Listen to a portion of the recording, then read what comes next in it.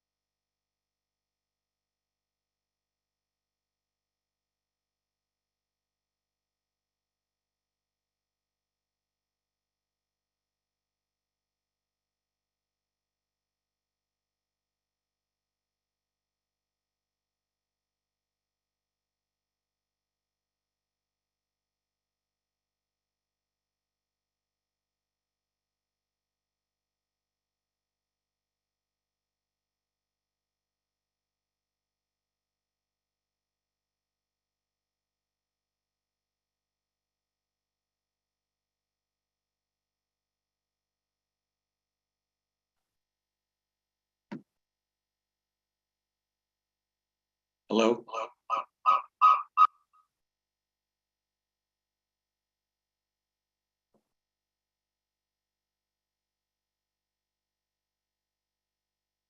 Recording in progress. Hello, if I'm speaking, I'm not getting any audio from the authority meeting at all.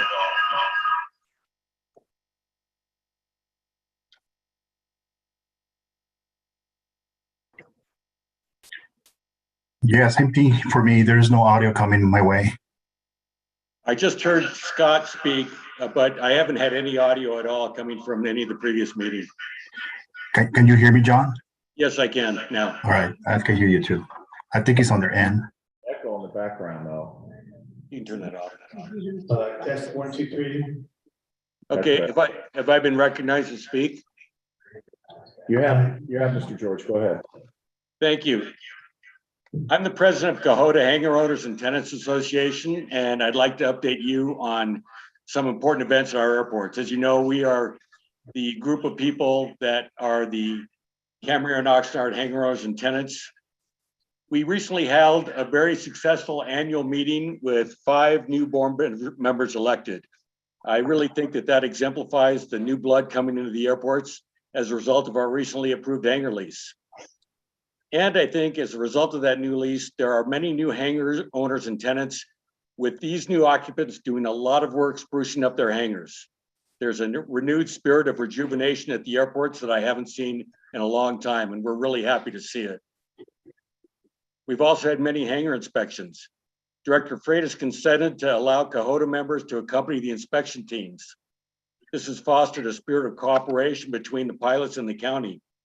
I personally have been with the team to many at Oxnard Airport. The inspections have been well received and they've been administered fairly and respectfully. Cohota has also hosted multiple fire extinguisher renewal events to support these inspections. These events increase safety and demonstrate the great collaboration that's developed between the Department of Airports and hangar owners and tenants. Thanks to Keith Freitas, Dave Napie, Madeline Hurl, and his entire staff. They've done a great job to foster this atmosphere that we now have. Also at our annual meeting, we had representatives from the Oxnard FBO Golden West. They have taken delivery of a dedicated 94 unleaded fuel truck with the fuel to be on site soon for dispensing. The first unleaded aviation fuel ever available in Ventura County. Great news. Also, if the Airport Authority is not aware, AOPA, the Aircraft Owners and Pilots Association, which is a national organization, recently released the latest NULL report, a nationally recognized summary of aircraft safety that has been published for the last 32 years. This latest report covers 2020, the latest year for data, and shows another year-over-year decrease in the overall accident rate and in the fatality rate for general aviation aircraft operations. As the Cohota president, I talked to a lot of pilots at the airport. I'd like to report that the Fly Friendly program is promoted by and supported by our pilots. It's working. In just a short time, we have seen a rejuvenation of our county's airports, which helps our economy and our infrastructure. Sorry. The forecast for our airports is definitely blue skies ahead. Thank you very much. Thank you, Mr. George. Do we have any other comments? We do. It takes just a moment. We'll bring Mr. Walter Hagedorn in. When it stabilizes, we'll have 3 minutes. How's the sound out there? Thumbs up from anybody? Online in Zoom land.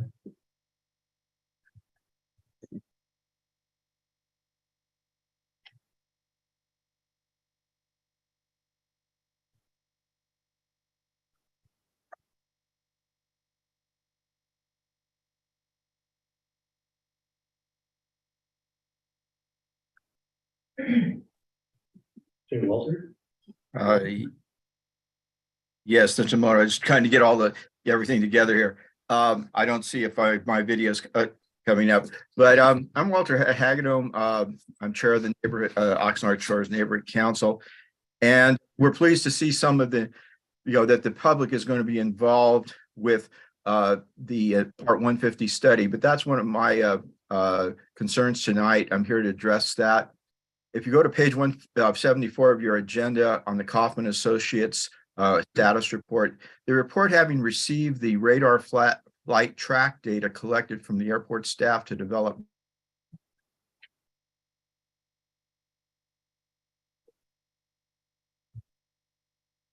Did we lose Mr. Hagedorn? May have. I still show him connected. Did he hit mute? Perhaps we should come back to him during the discussion of the noise study.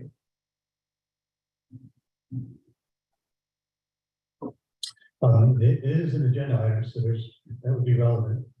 Why don't we do that? So see if we can work out the technical issue. And Mr. Hagedorn, we invite you to come back for public comment during the noise study portion of the agenda, so we can keep moving forward.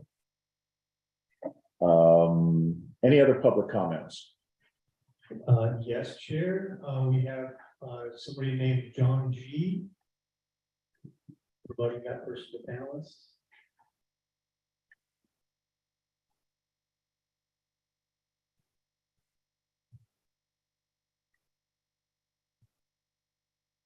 And Mr. John G., if you could unmute, and we'll give you 3 minutes for your comment.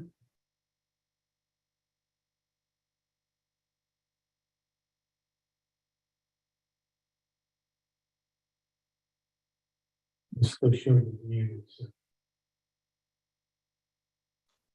Can you hear me? Yes, we have you now. Go ahead. Thank you.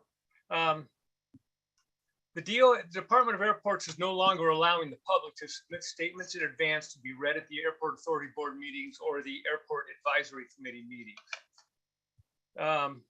Apparently now the process is that they're demanding the residents of our community, if they want their opinion heard, need to personally speak either through Zoom or telephone or in person in front of a government body in a public forum. As all members of this board and all members of the Department of Airports know, most people are not going to do this. Many can't do it. The National the National Social Anxiety Center states that the fear of public speaking is the most common phobia, even ahead of death, spiders, or heights. The National Institute for Mental Health reports that public speaking anxiety affects about 40% of the population. I'm sure you're all aware that most people do not possess the speaking skills, demeanor, or possibly even the emotional ability to participate in a public forum such as this. This is common knowledge, and making a speech on Zoom or telephone is no less stressful than making a speech in person. It is still a form of public speaking, yet the DOA demands that members of our community want to share their opinions publicly. They cannot submit them to the board to have them read into the meeting by an experienced speaker, but they must make a public speech regardless of how difficult, stressful, or intimidating it may be. Personally, I'm very uncomfortable right now doing this. I don't like it, but I've been put in a position where I think this is important. There are many other members of our community that this no public comments policy discriminates against. Many people work jobs that require unusual hours, such as swing shifts or rotating shifts. And that's what I worked before I retired. And makes it impossible for them to get to these meetings and speak. One of the worst parts of this no public comments allowed policy is discriminates against some of the most vulnerable people in our community. The Americans with Disabilities Act states that speech impediment falls within the definition of a disability. The Social Security Administration considers social anxiety a disability and it's eligible for Social Security benefits. The Mayo Clinic states, fear of public speaking is a common form of anxiety. It can range from slight nervousness to paralyzing fear and panic. Many people with this fear avoid public speaking situations altogether, or they suffer through them with shaking hands and quivering voice. Obviously, anyone with any kind of speech impediment, social anxiety, phobia, attention disorder, or any number of anxieties will find public speaking difficult or impossible, either in person or by Zoom or by telephone. Without the use of the submission process, many residents are excluded from participating in their local government. This is discrimination at its very worst. One primary reason for the existence of the Airport Authority Board is to represent the community to the Department of Airports, yet the DOA has closed an important line of communication between the board, the DOA, and the community, as well as between individual community members who would hear other people's thoughts. John, you've exceeded your 3 minutes by about 20 seconds. Could you wrap up quickly, please? I sure will. The DOA should give all members of our community an equal voice. This policy needs to be removed. It is a huge step backwards in an already fragile communications between the DOA, the board, and the public. The DOA should make communications easier, not more difficult. We should have learned that. John, thank you. Thank you for your comments. We appreciate it. Next is Jody Quintero. Hi, can you hear me? We do. I want to thank you for the opportunity to address a growing concern over the accuracy of airport data that the public is receiving. Today, I sent you, members of the authority, an email which showed the newly installed VNON system had not recorded all flights. We were told the problem was caused by a delay glitch, but 7 hours later, on the 8 p.m. VNOM, which was also provided by the airport, the data was still incorrect.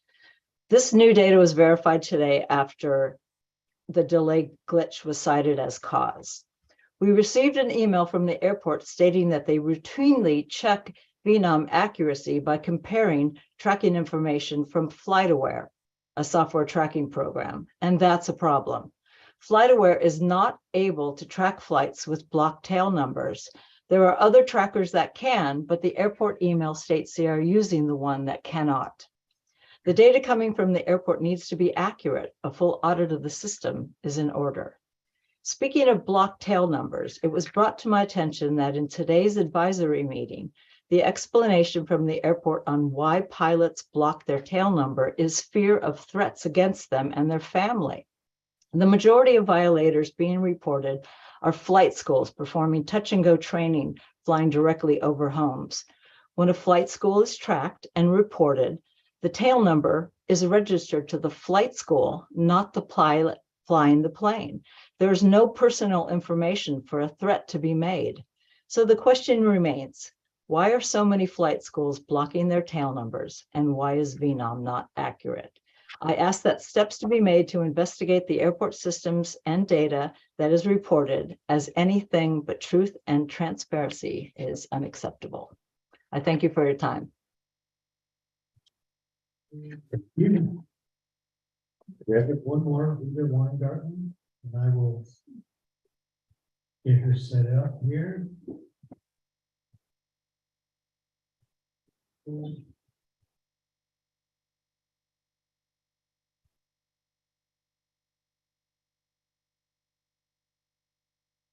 Hi, good evening. I also want to talk about blocking tail numbers. I brought it up this morning or this afternoon at the meeting, at the advisory meeting.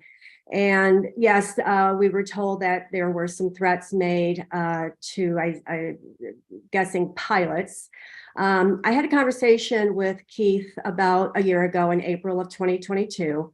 And I asked him, we were having very few planes hiding their tail numbers back then. It was rare. And I asked him about that, and he said the same thing. And so here we are a year later, and the last few days, more times than not, the tail numbers are still being blocked. It's increasing daily. I am having a difficult time putting my head around people making death threats to families. That seems extreme. I'm not going to say that it didn't happen maybe a year or two ago, but I don't see why we would have such an increase of blocked tail numbers. It seems to me very deceitful and dishonest. We want to have a neighborly community with the airport and with the people who live here. We are bombarded still, and it makes me believe that the Fly Friendly program is not working. So I have some pretty significant concerns. I would really appreciate they be addressed, and I would appreciate being listened to right now. I would have staff respond. Okay. Do I have everyone's attention? Yes. Thank you. So, like I said, I'm having a hard time getting my head around death threats is the reason being that these tail numbers are being hidden. And as Joni said, I would really appreciate honesty, transparency, and the facts. Thank you very much. Thank you, Ms. Weingarten, and Walter is back. Airport Director, can you respond to the covered tail numbers? Is it true that they're covered, or can we see them versus software? To answer the question, can we see airport staff see tail numbers? We can. Okay. So they are blocked to the public, but our service that tracks those that we see identifies the majority of those owners. Okay. And while you're there, Director, could you speak to the, without being specific, if you know, could you speak to the question of death threats to pilots? So that gets to, and I have, as Jeanette has spoken with many of the flight schools over the years. They have, because folks can track through various software applications, the owner, operator of a particular aircraft, they have shared with me personally, as they have with Jeanette, personal threats against them and their family, because they operate a flight school and that has caused noise or other issues in the community. So personally, I heard that, yes. And I'm aware of at least one private pilot, someone who's not affiliated with a flight school, who received a voicemail message that basically said, "I'm going to blow your blanking head off." So Yeah, I mean, the threat is real. To describe it is, most can't go into DMV and go find a license plate and know where that car, the owner of that car lives. It's kind of the same process for the pilot. So it's a new opportunity that they can block the owner's name and address, those kind of contact information to the general public. So that's how it's been described and makes sense. Thank you. Chair, we have Mr. Hagedorn back. Why don't we wait? Okay, if he's back, let's take him now. Thank you very much. I won't go over some of the part I started with. Basically, we're having the Part 150 study that you've authorized, and the older 150 study had shown that there wasn't any overflights of Oxnard shores, and that turned out that was not true then. So our concern is that we get the right information. And this has been, the last two callers and what you're talking about now with block tail numbers is what are the actual traffic patterns that are going to be observed? Because when I started looking at the old Part 150 study, there's 4 elements that go into a noise exposure map, which goes into disclosures, which go into the things that we rely on and the public rely on. And one of them are the traffic patterns. Well, now we know the traffic patterns from the 150 study back in 1998 were not true, because there were so many people complaining back then. Well, we have the exact same problem now. And my concern, I'm on the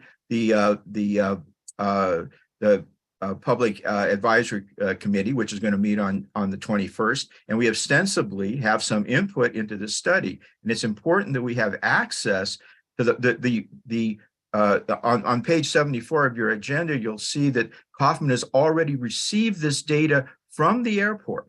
So I want to know that data, which I've seen the data from 1998. It wasn't accurate. What is the data that's going into this mix? I mean, garbage in, garbage out. We need to know what exactly they are looking at, and I think that we should be able to see that, because that was a problem in the past. I request that radar flight data that has collected and been given to Kaufman be posted immediately. They have a website where they have study documents. I went there today. There's nothing there. Now, the study schedule shows that we're in the end of the 4th month, at which time the consultants are filing a status report with the FAA. We believe that any reports should be available to the public, especially people on the PAC who have to make decisions or have to advise them. Also, it shows that noise measurements will be taken in April. We are concerned that these measurements will only be taken around the airport and not in the neighboring communities. They were not in 1998. And so, and we would like to have that information and how those measurements are going to be taken. We don't believe that the previous study was conducted with the public interest in mind, but rather to further the interests of the airport. And with the problems we have in Oxnard shores with the noise, the development issues around the city of the city of Oxnard has with development around the airport, the lead pollution from the single engine aircraft, and other health and safety issues, I think it's important that the public interest needs to be better served. And I think that this information that comes from the airport management should be more accurate. And I think you're the people who are going to need to ask for those things to be correct. We Mr. want Hagedorn, your time is these up. things to work. Thank you. Thank you. Mr. Chair, there are no other members of the public wishing to speak at this time. Director or Dave, is there an email that a comment can be sent to? I went online and all I see is a form that could be submitted. Was if someone wanted to make comments, can they send an email? Are we talking about comments to this committee or this authority specifically? Or questions to, So we had that question before that came before this meeting, and that individual, we responded directly that they could respond to the committee members' email directly. So the statement that we shut anybody down, we responded directly and provided that information so that they could contact the committee members, the authority members directly. Is there a reason though, either with the change, with the change in the, Well, yeah, I do want to describe, before COVID, right, it was in person only. So we've actually added the Zoom option in addition to that. So we will do some research if there's other ways. We know that other committees, city council and county board do it that way via email. Get the email before a certain cutoff time, and we would just forward it on to the committee members directly. So, we could do things like that, which is what we did when we got the one request. Director, I'm confused. One person was stating that, I think it was John G, that there's no public comment. Am I to understand that a person cannot email somebody here with a comment and it be read? That has changed when they were all telecommuting, the meetings specifically, they were remote meetings. That's how we did it during the COVID period. So we kind of reverted back to pre-COVID, which is not reading these individually. But again, we're happy to forward emails. We will look at that if that's an issue that the authority would like us to do. is there any reason with the declaration of emergency being sunsetted? Is there any reason though that we can't have emails read into the record by staff? I think our concern is that we missed something and we didn't communicate it appropriately, and then it puts it on us that we missed something. So we'd like to just have people do it directly or through email, and they could take their time and email it. We'll just forward it on to the committee, being consistent with what Could we look at, other bodies do. Chair, I'm sorry, but this really isn't agendized, and it's like we're having a big discussion about it. Got it. Thank you. thank you.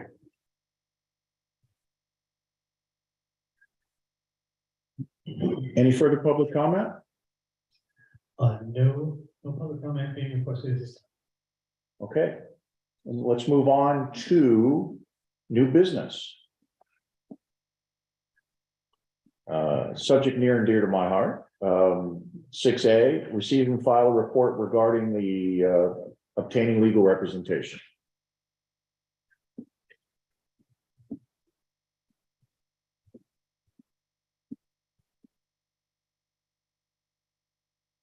So Chair and chairs and members, this item has come up a few times over the last several months.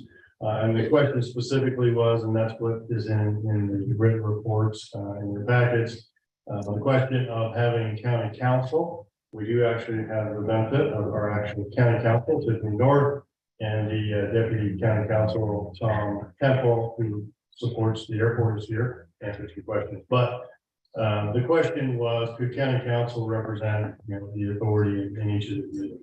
And there, in the write-up, you kind of see, first and foremost, that it's not allowed and accounted for in the joint powers agreements between the county and the city of Camarillo, the county and the city of Oxnard. So that is the first thing that would have to be amended, changed to allow that, how it's paid for, being allowed, and those entities would have to agree to that. So there isn't that mechanism to do that. And we're kind of open to other thoughts. I know that the chair has written a letter and has some thoughts on that and probably wants to open up for discussion.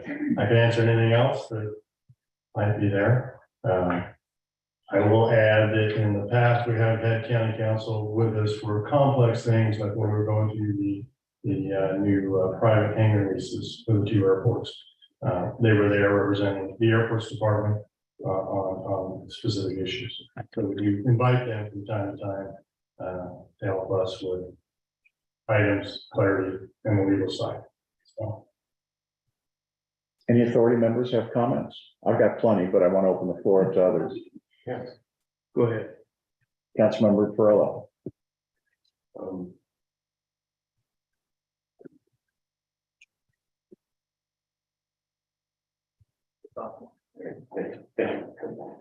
I appreciate the item being on the agenda. I'd like to point out, I am an Oxnard City Council member.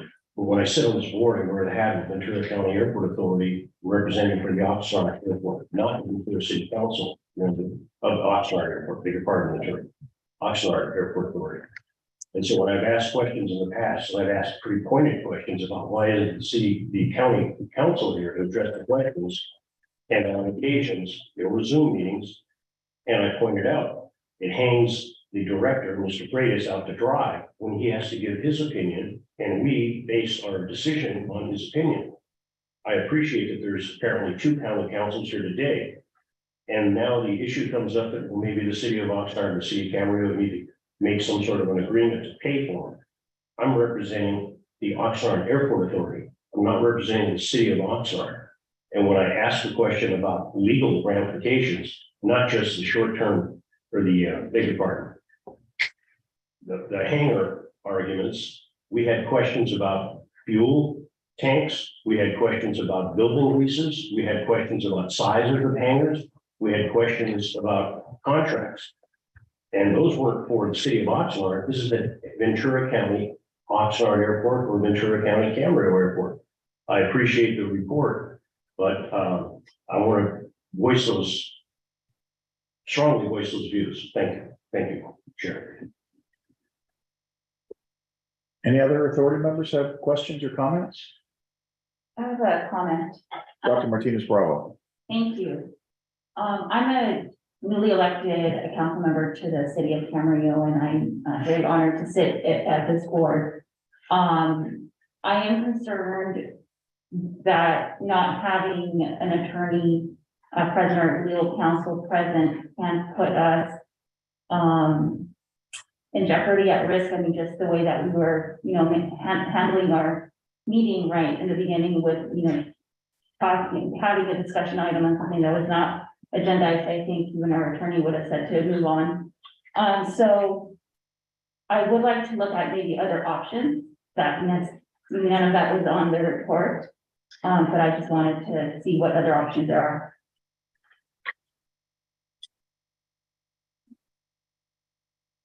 Any response, Director? I'd like to invite our county council up and maybe he can kind of address what options or at least the process if you want to change that. Before we do that, so we can sort of do this all at the same time, let me voice my thoughts, and then it'd be great to have county council come up and respond to that. As you and I, we've talked about this, so let's be transparent. And this is a business, a $10 million a year business. And I sort of view it through the lens of, as I've done as a lawyer for 30 some odd years, advising a private business. To me, it's the word that keeps coming to mind is unconscionable, that in essence, we're the board of directors for a $10 million business, and we don't have the ability to seek legal counsel when we need it. I read the staff report. I'm sure that you didn't author it. I'm sure though you signed it, I'm sure Mr. Temple. I had some help. Yeah, I'm sure you did from Mr. Temple. And I read a lot of reasons why we can't have a lawyer. And I didn't see any reasons or any ideas or suggestions or let's look at alternatives in that report. And I'd sure like to, okay, we've seen all the reasons why we can't do it. Let's figure out a way to get to yes and figure out a way to do it. And so I'd like to sort of view it through that lens, that I think this is really important for this body, for these two bodies, to have the ability to, on occasion, seek legal counsel. You as the director of airports have it, but we as the governing bodies don't. That just makes no sense to me. So my goal here in this discussion is to try to find a way to get to yes and figure out how we can get, maybe not full-time, but as you and I have discussed, sort of on demand. As we need it for complex issues. And again, we are staffed to these two authorities and, you know, obviously this is your decision. The county council will talk about the process to get to other options if that's where you want to go. Great. Okay, now let's hear from county council. Down here. Good evening. It's great to see everybody in person for first time in a long time. Where should I start? You asked Dr. Martinez Bravo about options, and Scott, you mentioned the same thing. The option is to amend the joint powers agreement. So this is a joint powers body. It's an advisory body. Its sole purpose is to issue recommendations to the city council of the respective cities and the board of supervisors for the county of Ventura. That's your sole power. That's the only thing that you guys are allowed to do. It's fairly broad, brief in the sense that it's basically anything to do with the airports, as you know, and as you've seen done over the years. But once that recommendation is made, it's up to the board of supervisors, which is the body that governs the airport. It's the airport that operates the airport, that has the hiring and firing power ultimately for the operations and the staff that we have here. So that's who runs the airport. You guys can provide recommendations. And so when you look at this joint powers agreement and compare it to joint powers agreements, for example, for let's say Burbank Airport, which is actually a joint powers body that operates it. It's the cities of Burbank, Glendale, and Pasadena. They operate the airport. They have the power to hire staff. They have the power to exercise the power of eminent domain, to enter into contracts, to buy and sell real estate, the whole 9 yards. Their agreement is much longer than the one we have here. And the same holds true for all sorts of joint powers authorities, transit authorities, all sorts of authorities around the state. They all specify those powers as the Joint Exercise of Powers Act requires. And they specify all these powers, enter into contracts, hire staff, consultants, professional services, buy and sell real estate, sue and be sued, all those things. So this is a joint powers body that was set up to make recommendations, as I said at the beginning. And so the agreement reflects that.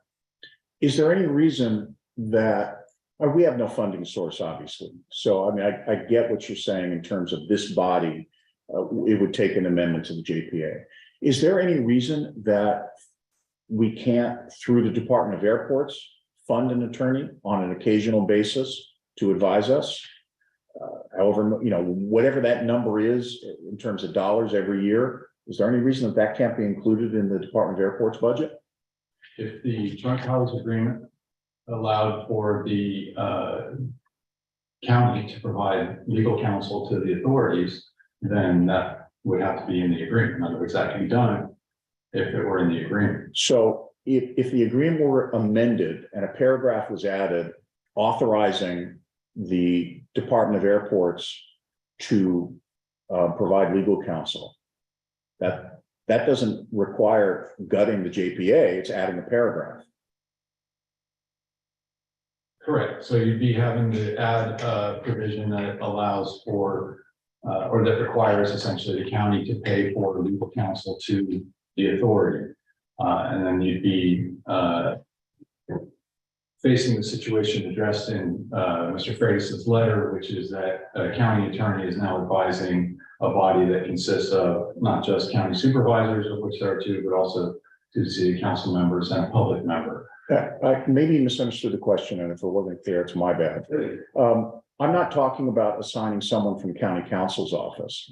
I'm talking about putting it out an RFP, finding an outside attorney who's not part of the county, conflict waiver executed because the county would be paying for it, or at least the Department of Airports would be paying for it, and having that person advise these bodies. Is there any reason, why couldn't Director Freitas do it out of his discretionary funds?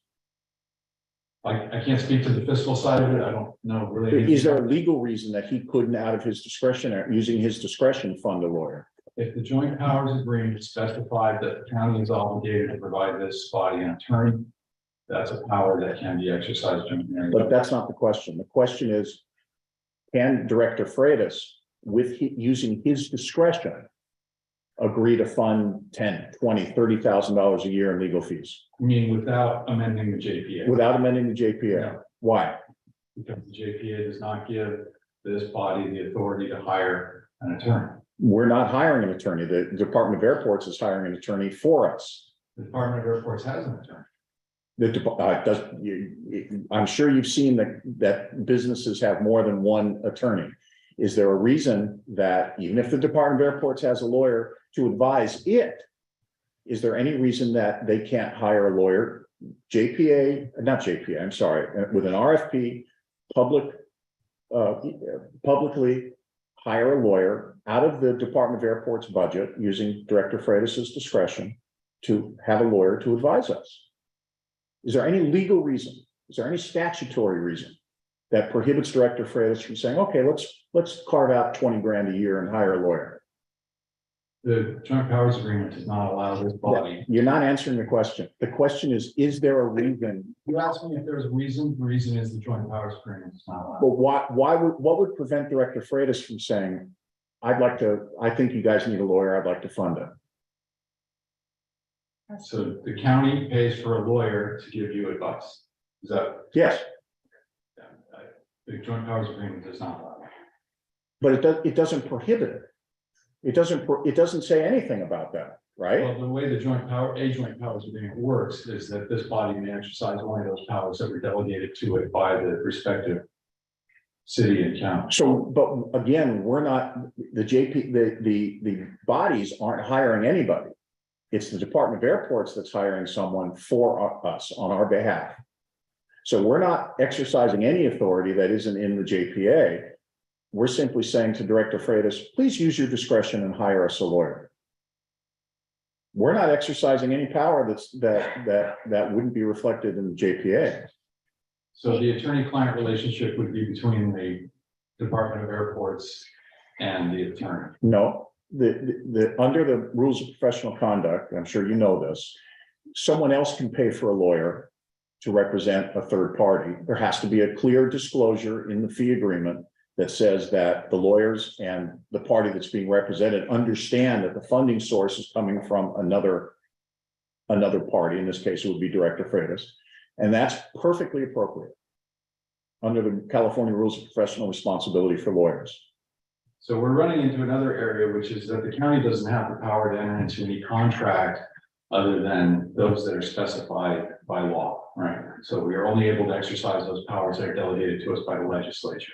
And I don't believe, I'd have to do research to be certain, but I don't believe there's any statute that authorizes us to retain counsel to represent other people. There's exceptions to that. Obviously, the public defender does precisely that. There may be other situations I'm not thinking of, but those are specified or allowed by statute. I keep hearing no. And I keep hearing that the only option is to gut the JPA and rewrite it. There has to be a simpler solution. So how about instead of looking for a reason that we can't do what I'm discussing, how about looking for a reason that we can? I believe Director Freitas' letter identifies the way it can be done. And we have not identified any other way in which it can be done. So I've identified another way. So I'm suggesting that instead of looking for a reason that Director Freitas can't supply out of his discretionary funds an attorney, let's look for a reason that he can. Let's look for a statutory basis that he can, or let's conclude if that's the conclusion that there's no statutory prohibition. But let's go into it with the mindset of let's figure out a way to make this happen, as opposed to let's figure out a way to not make it happen. Yeah, and I apologize. Mr. Freitas and I did work together to try to come up with a way to provide this body legal representation if in the event the county and the cities agree on that, and the way that we've identified this place in the letter. And I've made another suggestion, and I'm asking, can we try to figure out a way if that's feasible? with the idea that let's see if it's feasible as opposed to let's see if it's not feasible. Great, thank you. Thank you. Look forward to hearing back from you. How long do you think it would take to do that research? I couldn't estimate, sorry. If I may just add, Tiffany North and County Council. The letter does give the vehicle to do it, and I would like to be clear, it's not necessarily requiring an amendment, a gut and amendment of the Joint Powers Authority, of the Joint Powers Agreement, but there is this recognition that right now, that is not something that is called for under the Joint Powers Agreement. It would need to be an amendment approved by the county and approved by the city. So I just want to clarify, it's not seeking that gut and amend. That doesn't mean though that once it's open, that others changes aren't going to be requested from either of the cities or the counties. And my point being, let's leave the JPA, and I'm sure you know, Council, how the uproar over the possibility of amending the JPA over the last couple of years prior to Director Freitas's tenure. Rather than go through that exercise and the public upset that conceivably could result from that, I'm suggesting that we look for a way to have Director Freitas fund it. And we're not talking big sums of money. And if there's a way that that money can be funded from the Department of Airports budget using Director Freitas's discretion, that solves the problem. And my suggestion, Mr. Temple, was rather than figure out a way that that's not allowable under statute, let's try to figure out a way it is allowable under statute. That's something we can research, but obviously we're going to be wanting to look for a legally defensible way to do that. And if that's potentially not defensible, that would be the back to come back to you. I mean, I'm going to interject because I understand you don't like the word no. And you would prefer the word yes. So we're going to debate this until then. But I'd like to try to cut to the chase. Is there any way of going, having a meeting with both cities to share the request that this authority is looking into having a county council at this meeting, and that if they would be willing to look at that? Can that be a separate agreement, or does it have to be an amendment to the agreement? But is there any way of having that meeting, at least so that the cities would know that there is a desire of this authority? There's been discussions previously with the city, but as supervisor, you're talking, I mean, I'm happy to have meetings with the city attorneys that are involved. But ultimately, the Joint Powers Agreement right now does not recognize this type of vehicle, so county council cannot be stepping in. Right. I will say, to address the other concern that's been raised about county council potentially doing it, there are ways we could put walls in place to have Tom on one side and the advisory attorney on the authority on the other side. If it's done pursuant to the JPA being amended, because right now that's what we see as the vehicle of doing it. We'll certainly look at your concern. Would county council have a conflict though, in terms of representing? We can put ethical walls in place. Can we do that just routinely? One for the county, exactly. The county council's office represents both the assessor and the assessment appeals board, and the assessor appears before the assessment appeals board. And we have ethical walls in place, making sure that chains of command are separate, files are kept separate, they don't talk about things. That is the way. My concern is a little different. The conflict being that you have the county and the cities, and potentially they could be adverse to each other. And wouldn't that then put an attorney from the county council's office in a conflict position? The attorney in this role, the attorney would be representing the authority. This authority is a separate body under the DPA.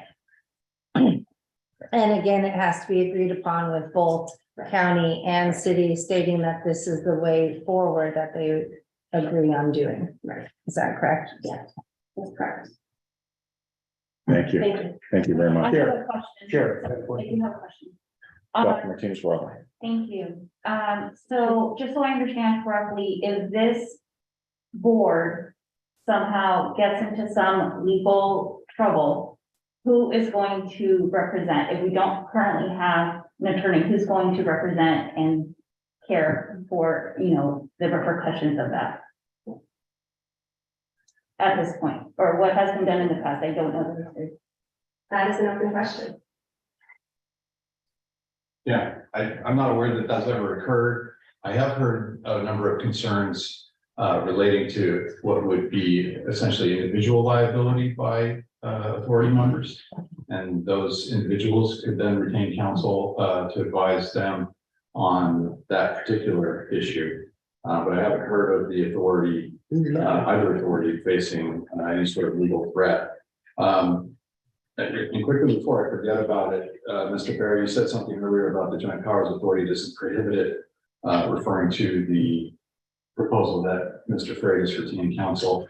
It doesn't prohibit it, it just requires the board of supervisors to approve any expenditure that this body recommends that the county undertakes. So the board of supervisors must approve that. That's in both joint powers agreements. So that'd be simple. So assuming Director Freitas wants to do that, assuming you find that there's no statutory prohibition, we then put something in front of the board of supervisors for its approval. Right, a recommendation that they approve an expenditure for this purpose. Fair enough. Appreciate that. And did you have any other questions, Ma'am? No, thank you. Sure. Okay. Councilmember Sprella. Yes, County Council North, please. Number one, I appreciate the fact that the highest ranking member of the county council was. Thank you very much. I'd like to ask a question. How many people are on your county council staff? We have 25 attorneys and we have 12 support staff. It's about Thank you. 30 or 39 people total. Thank you very For the much. whole county. From a little more. From my understanding, my position on this board, along with other council members and boards of supervisors, we represent either the Oxnard Airport Authority or the Camarillo Airport Authority. That's correct. Okay. I do not represent the city of Oxnard, other than that's how I got on this board. Is that You correct? were an appointed official from the city to serve on the authority. But the hat, Yes. the hat that I wear is the Ventura County Oxnard Airport Authority representative, correct? Right, of the Joint Powers Authority, that's correct. Okay. I've asked questions for quite some time, and I appreciate you being there, and I appreciate you taking the questions. Thank you. The very first line of this discussion, it says, at recent meetings, members of your authorities have asked about the authority having legal representation. I asked, why isn't members of your staff at these meetings representing this board? Since I'm on this board representing the Oxnard Airport Authority as part of the Ventura County Airport Authority, you, not you, you represent the owners of the airport authority. Why does not a member of your staff attend these meetings and answer the questions when it comes up to questions of legality?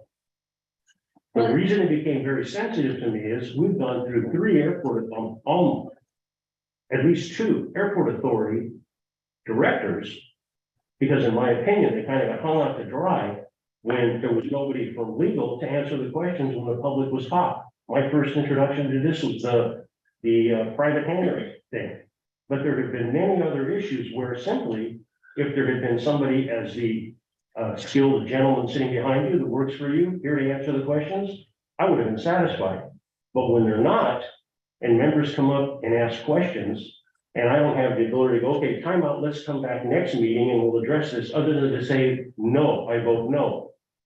I'm looking at that as if I vote no, I'm an uninformed voter representing this airport authority, and I lay blame at that on the county for not providing legal assistance to this board.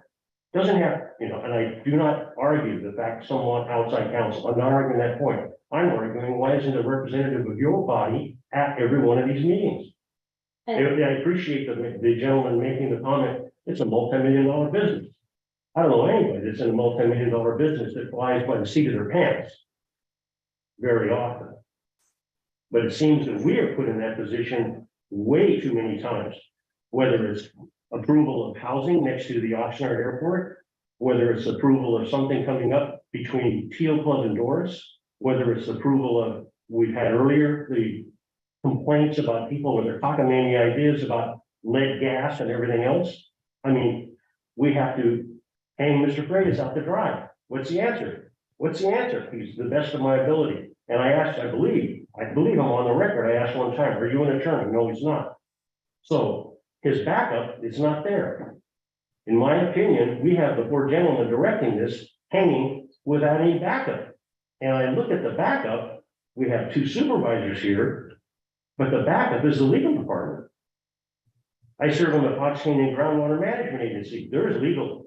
I serve on the Ventura Sanitation, Regional Sanitation, there's legal. I serve on the City of Oxnard, there's legal. Some of the other smaller ones, no, there's no legal. But this is a big deal.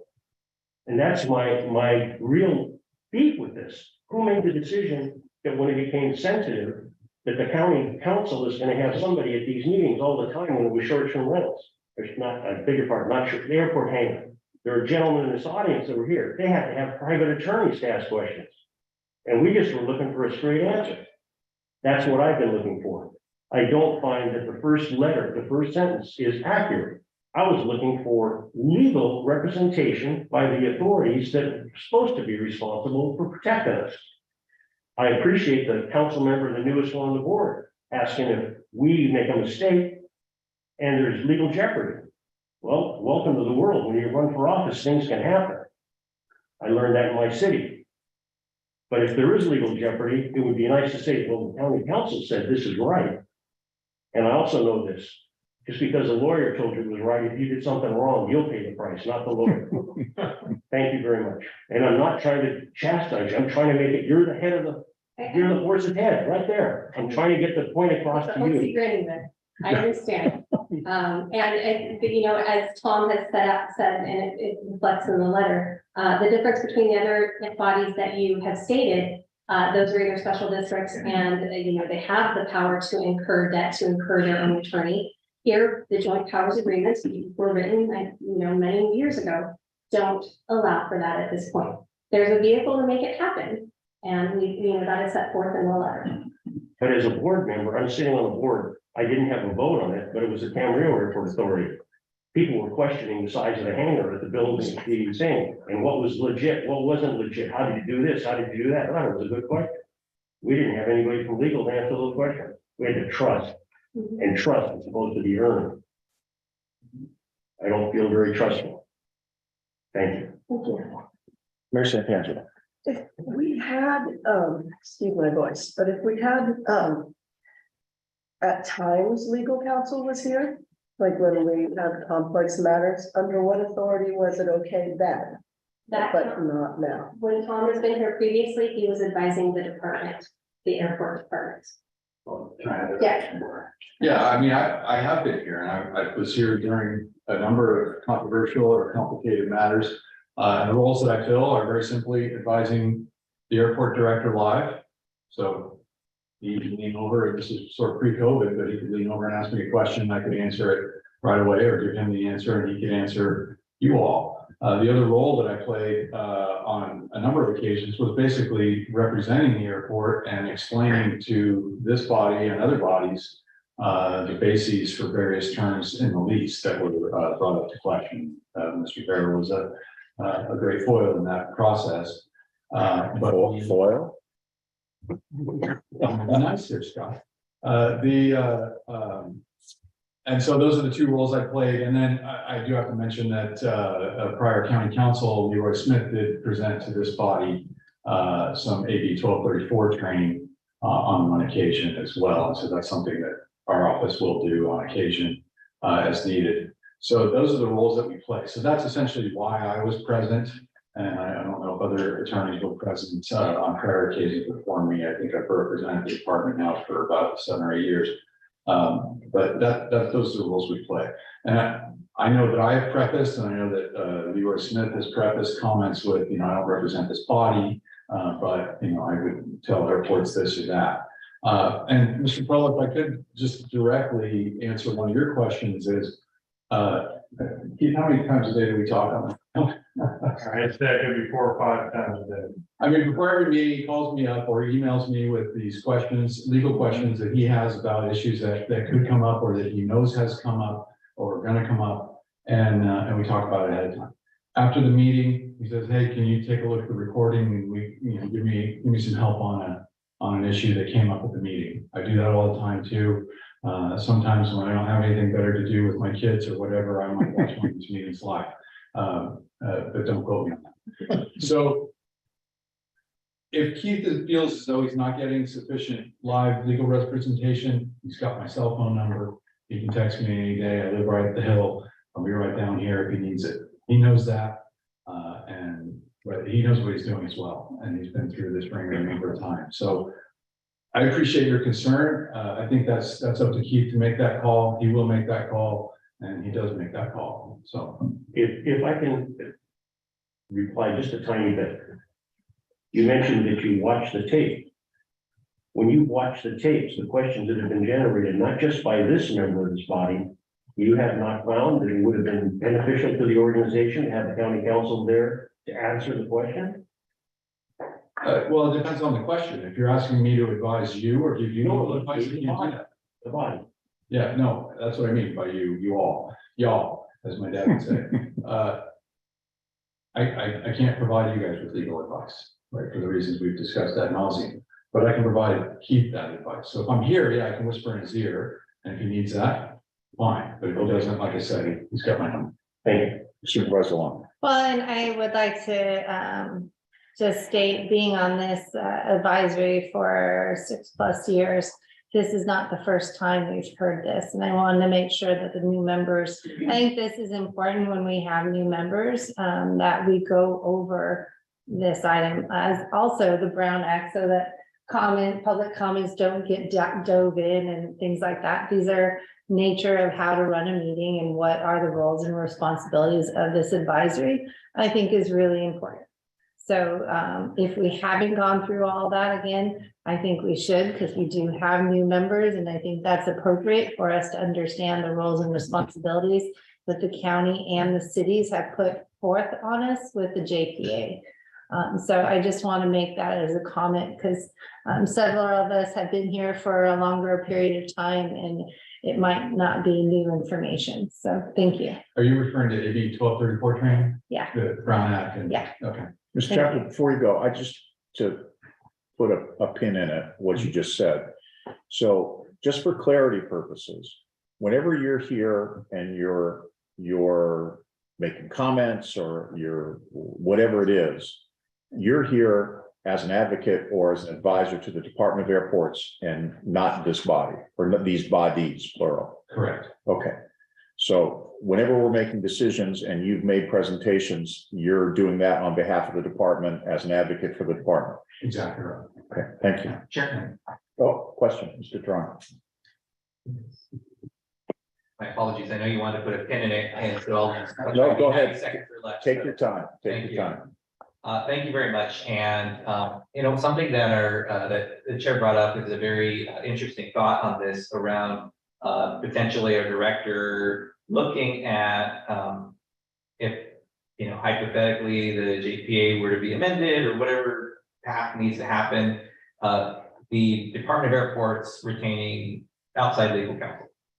And I'm just wondering, within local government at school district, city, county level, is there even an operational mechanism that would allow a department to retain counsel outside of the in-house counsel? It's been my observation that typically counsel may retain outside counsel for specific types of litigation versus using in-house. But is there practice that's happened within the county of Ventura that would allow specific divisions or departments to retain counsel besides county counsel through their own budgets? Is that something that's done? Meaning advisory council as opposed to, as you said, litigation specific things. Correct. Yeah, generally, no.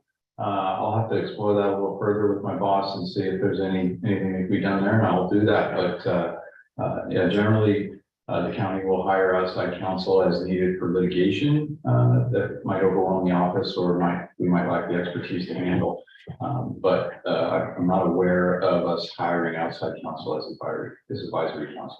Okay, I appreciate that. And I think it's a novel idea because in my work in government, which has been a large chunk of my career, typically when things come up that are legal considerations or questions, it goes to those folks, and if they don't have it, they retain their outside people who specialize in those particular areas. And so it was just interesting to me to hear the idea of, can a department use their discretionary fund to get their own advisory counsel or counsel for anything outside of the the organization's own in-house counsel. So, okay, thank you. That was my question. To respond, Mr. Tehran, I know when I was in-house at the Los Angeles Unified School District, we retained outside counsel, not just for litigation, but for advisory matters, day-to-day types of things as well. And City of Camarillo has outside counsel as its city attorney. The person's not, as my understanding, is not an employee of the city of Camarillo. That person is contracted out to give the city advice on a day-to-day basis. And I think the distinction there, Chair, is LA Unified, as you mentioned, you were within the legal counsel for the district and retained counsel as the district counsel. So we're going to retain these versus the curriculum and instruction department saying we're going to, through our budget, hire outside counsel. I understand.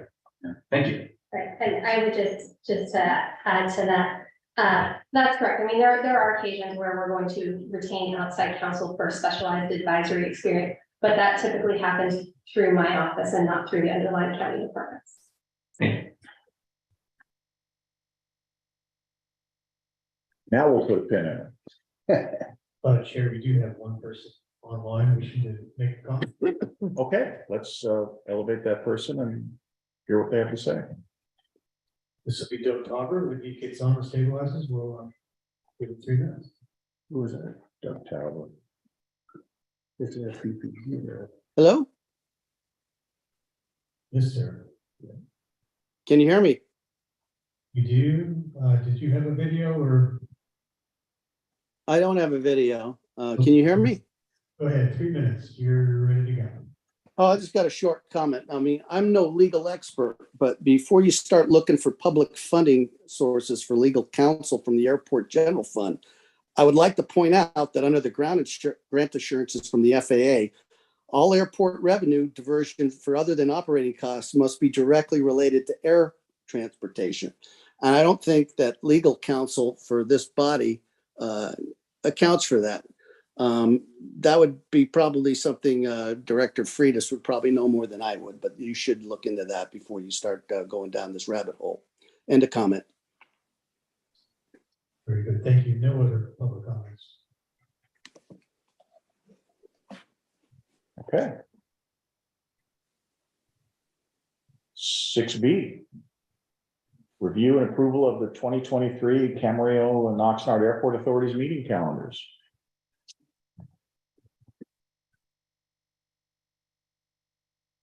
Chair Bear. Yes. For item 6A that just concluded, it is a receive and file item. If you'd like to entertain a motion. Oh, we have to have a motion? Okay, thank you. For each airport authority would be great, thank you. I'll motion to receive and file. Second it. For Camarillo Airport Authority Supervisor Long. Yes. Supervisor Lopez. Yes. Mayor Santangelo. Yes. Councilmember Martinez Bravo. Yes. Chair Bear. Yes. That motion passes unanimously. And for Oxnard, if there's a motion and a second. I'll move to receive and file. Second. There's been motion and second. Can we have a Supervisor Long. Yes. Supervisor Lopez. Yes. Councilmember Carlo. Yes. Councilmember Doran. Yes. Chair Fessel. yes? That motion passes unanimously. Thank you. Thank you. Thank you.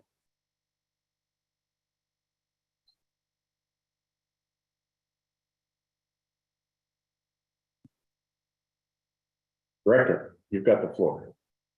All right, so the next item is in your packet, item pages 16 to 17. That is for the release calendar for 2023. So if you look at those, if you have any changes, or we would ask that you approve as recommended. Any public comment? Any authority member comments? Mr. Chair, wanted, I'm not sure if this works. On the, thank you. For August 10th, I know normally we go dark in August, so I'm just wondering if there's a recommendation to continue to hold a meeting in August, or What we do authority members, we typically just schedule it out as we get closer to August, because the board is typically dark. We do the same typically for December, but we schedule it just in case something had popped up. But the normal routine would be to skip those meetings, August and December. Thank you. What's the form of you notifying the board? Do you and the chair agree that we will cancel that meeting? There aren't any special order items. There you go. Post that, typically within, following the previous meeting within a week or two. Thank you. Councilmember Toronto. Thank you. Thank you, Director Freitas. Just very quickly, I note on the calendar and just doing a breeze through it that I have on my calendar, there's a potential for a special city council meeting in the city of Oxnard next month on April the 13th. And I'm not sure how we'd like to proceed with that. I just noted it, and I think it's worth mentioning, considering two of us here would be obligated to attend that as well as obligated to attend this as well at the same time. Is there any reason that we can't that week move it one day earlier, one day later? Which is why the calendar is, as we are discussing right now. So, yes. As far as your department's concerned, in terms of the burdens on Brown Act and notice and getting, does it create any grief for you to move it? No, because we would adjust and amend it tonight's meeting and have it published very soon thereafter. So moving it the day before on the 12th. Camarillo City Council meeting. Camarillo City Council. How about moving it to the following Monday? Well, when are you physically on site? Tuesday? Monday, Wednesday, Thursday.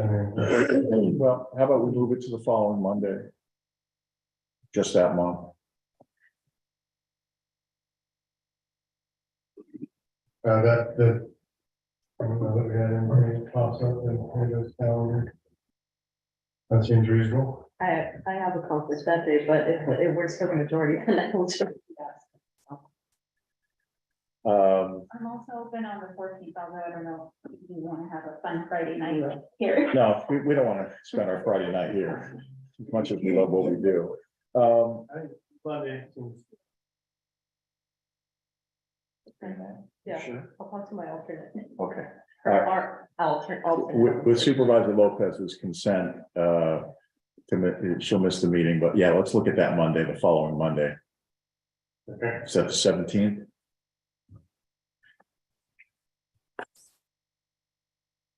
Great, thank you. Yes, sir. Yes, I should look at my calendar. Yeah, I'm not liking that. Chair Scott, if I may, for December, given that it's pretty close to the holidays, has there ever been change to maybe move it up? No? Typically December is just canceled. Oh, it's gonna be canceled, okay, Yeah, August and December are typically canceled. okay, thank you.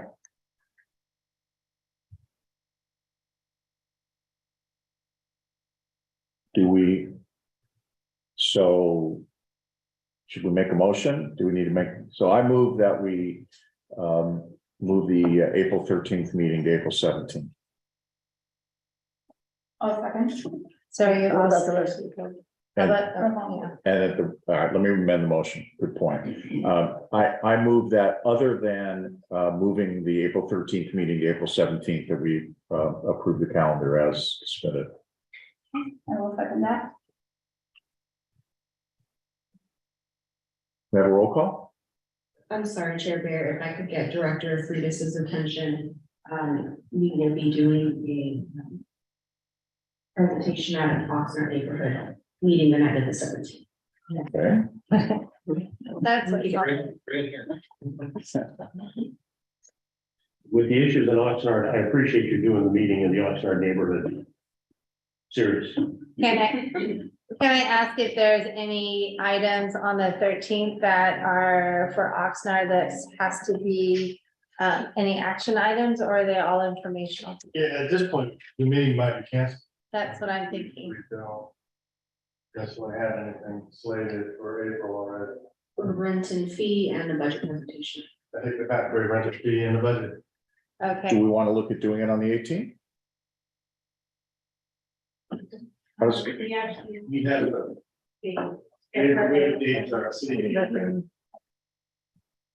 So Dale, the update. no, Wednesday, the 19th? No, it doesn't work for Mayor Santangelo. I guess you could do it down to the calendar, still work on it. what if we did it the 20th? Does 19th not work, or? No, Well, how about backing up, doing it the 11th?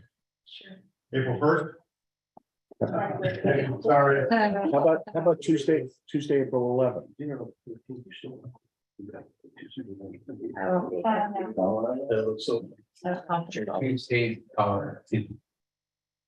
Tuesdays are the evenings that the Oxnard City Council will typically meet. Mhm. And it's either council or committee, but every Tuesday night will be Okay, something. well, Can I throw out April 20th, the following Thursday? Fine. I'm trying to find bingo. Yeah.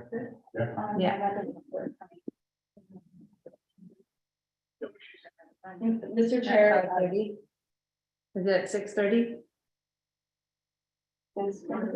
Martinez Bravo, Yeah, but as with childcare, just want to manage the evening. the 20th doesn't work for you? Yeah. Mr. Chair, if we kept the meeting on the 13th as is, for the Oxnard Authority, there would still be 3 members present, even if council members Huron and Corello weren't here. We could But still- doesn't the quorum require one of each type of, Okay, thank you for that clarification. yeah, That's how it reads, but, yeah. Thank you. so the 20th? Looks open. 20th is good. Dr. Martinez Bravo, 20th is not good for you, right? But we would have one city council member here.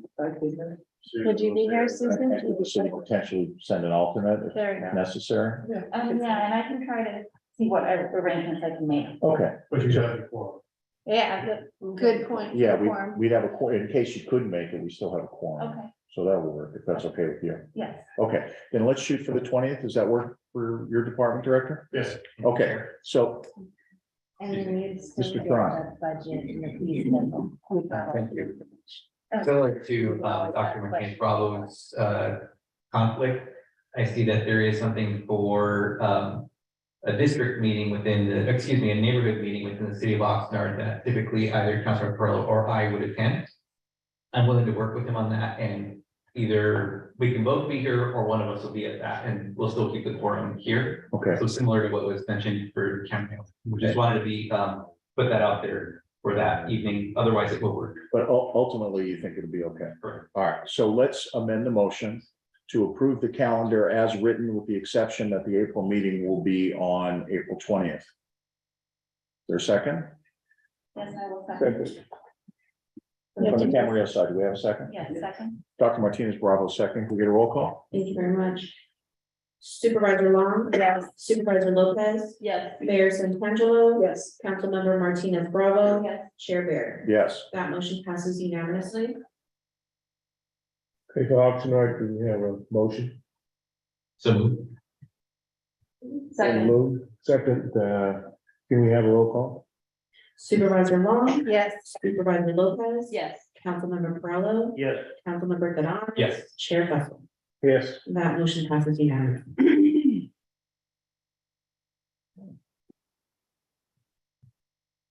Next on our hit parade is 6C, appointment of one member of the authority to the Planning Advisory Commission for the Part 150 noise study. Yes, as we reported, we're about to kick off the public side of our airport Part 150 noise compatibility studies for both Camarillo and Oxnard. So we are asking each of the authorities to select, appoint one individual on the slide to the Camarillo and Oxnard Park 150, planning advisory committee, the PACs. So those are in addition to the public meetings. This is a stakeholder, very diverse stakeholder group that we have going with the report and program. So. Mr. Nakey, do we have any public comment on the noise authority, the appointment to the R-150 study committee? No, not for this agenda item. Nobody's raised their hand. Okay, I've got some cards. So we've got nobody online, so I'll call the cards.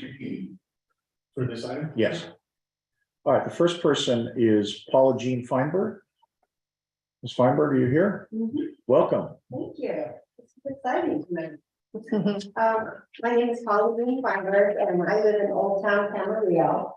And I'm asking the Camarillo Airport Authority to vote to place Scott Bearer, current member of the CAA, on the Part 150 Noise Study Committee. Thank you very much. Well, personally and professionally, thank you. Appreciate that. Lauren Delatorre, you're next. Thank you. I'm Lauren De La Torre, and I have a daughter named Claire, and her nickname is Claire Bear. So every time I use that, Chair Bear, you could be Chairman Bear. Well, it was only a matter of time before that became a subject of discussion and laughter.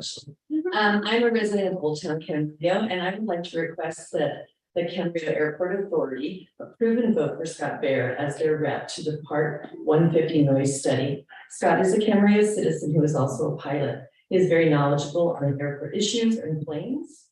I appreciate Scott's work as the citizen rep in the CAA and for being this year's chairman. He will be an excellent addition to the newly formed Part 150 Noise Study Committee. Please vote for Scott Bear for your rep for the committee. Thank you. Thank you very much. Appreciate that. Next, we have Cindy Dow.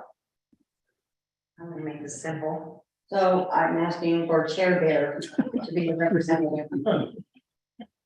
Oh, you're all just having too much fun with that. Did you ask them all to do this? No, I didn't, actually. They emailed me and said they were gonna do it.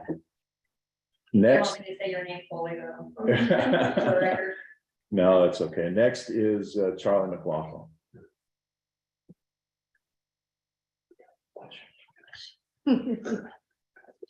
I'm sure. The chair, committee member, Charles McLaughlin, resident of Oxnard. I've already volunteered to be on the board as a civilian member, that type of thing. But what I want to talk about real quick is the economic impact that aviation really has, not only to this community, but to the US. It not only is aviation, you might call it terminal aircraft or the regionals United Auxiliary, the backup for those people. You've got pilots, mechanics, the fuel, drivers, ground support equipment, massive airports that have rental cars and hotels, this type of thing. TSA, security, that type of thing. It's all part of a great big economic engine that runs this country. And you want to go further, you go into the military. Each military has an aviation branch, that type of thing. We're surrounded here in Ventura by Point Magoo, Vandenberg, that type of thing. We've got every agency surrounding these counties. Santa Barbara, Kern, LA, city, county, even Ventura has their own mini Air Force, this type of thing, supported. Where does it all come from? It comes from these small little airports, Oxnard, Camarillo, and Santa Paula. It's really important to maintain these airports, not only for the lifeblood of aviation, but for the economic stability of these cities, this type of thing. You've got transportation hubs, air, rail, freeways, and the harbor. These are bragging points for people that live in the city. We need to maintain them, and we need to keep them stable, that type of thing. So with this report, this 150 study, let's make sure it's a good one and we all survive. Because it's economically very important, especially to you political leaders. Thank you. Thank you, Mr. McLaughlin. Do you have any other public comments? Anybody? Chairperson. Yeah, thank you. Yes, we have Joe Mitchell who has his hand raised, but hasn't responded to the prompts to come in as a panelist. Oh, there it comes.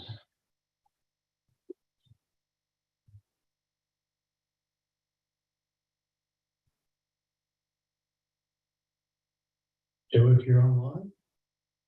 You have, 3 minutes when you start talking. I still see you're muted.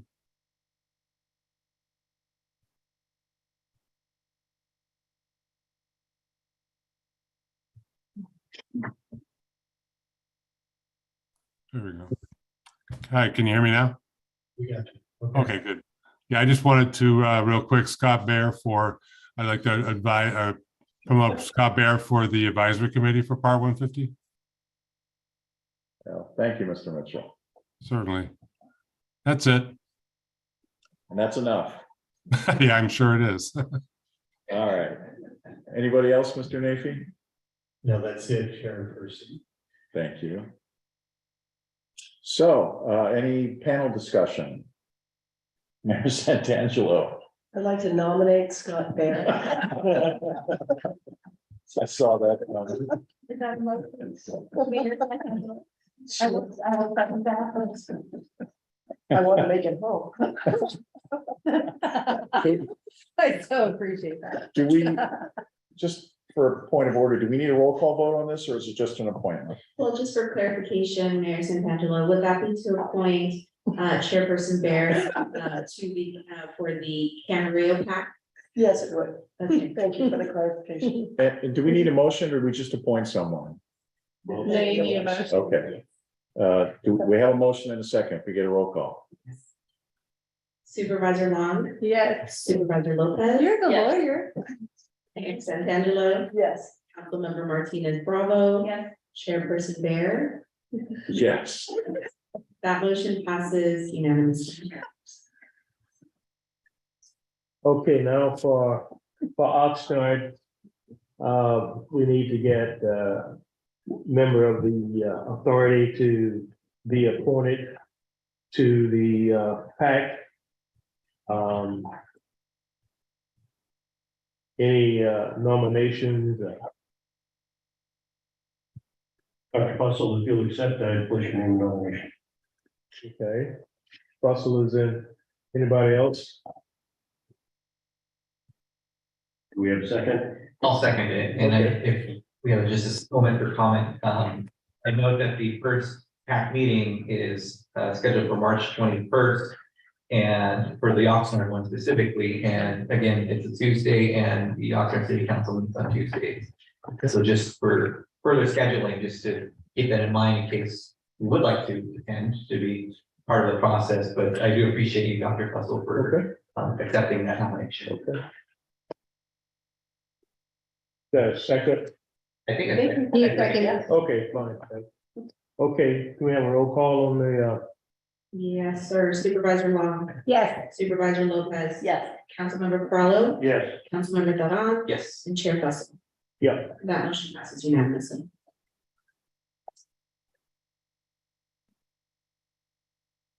Yeah.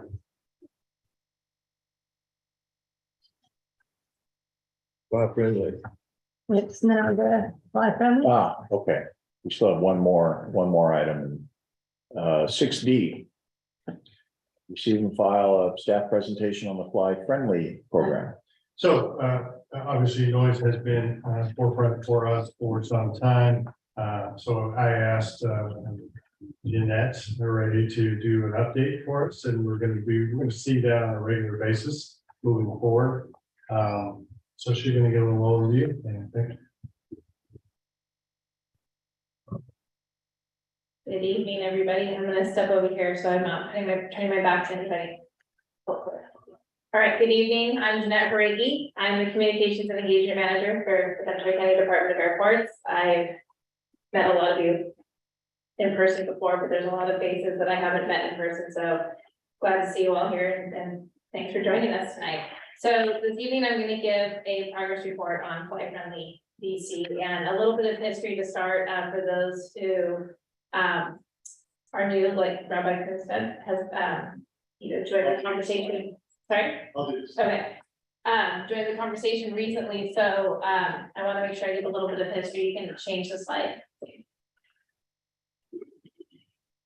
So what is Flight Friendly DC? Flight Friendly DC is a national program implemented locally by the Ventura County Department of Airports. We launched it here on September 13th, 2022. Change the slide, please. The program focuses on 3 key goals. We are working to address noise-related concerns from the community. In Oxnard and Camarillo, we're working on touch and go activity. That's a heavier concern in Oxnard, but it is an issue in both Oxnard and Camarillo. And in Camarillo in particular, we're focusing on jet arrivals of jet traffic. We're working to connect with and nurture community relationships that, with improved communication and just open dialogue, and establishing and continuing relationships with all based pilots, regional flight schools and clubs, our staff, and improving communication that already existed, establishing new communication lines of communication, and ensuring that everybody is armed with accurate information and the tools that they need to make Flight Friendly DC a success. Next slide, please. Primary components of Flight Friendly DC are education and pilot guides developed for both Camarillo and Oxnard airports.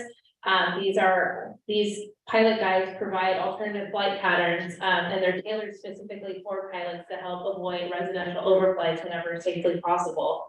And it's also focused on enhanced flight activity and noise comment tracking using the Vector Noise and Operations Management System, which the airport adopted in November. Next slide. So I wanted to talk about where we were, where we are now, and where we're headed.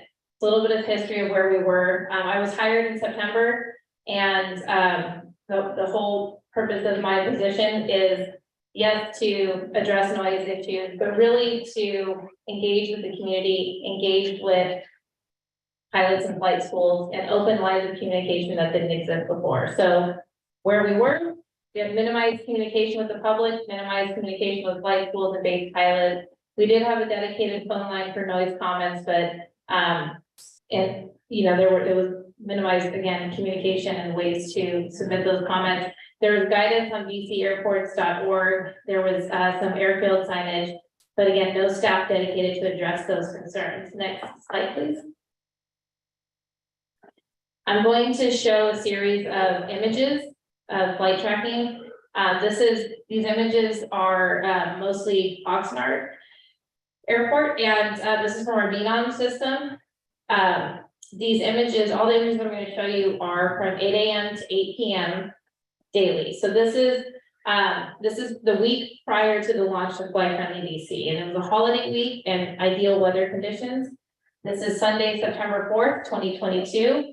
We're looking at a decent amount of residential overflights. We have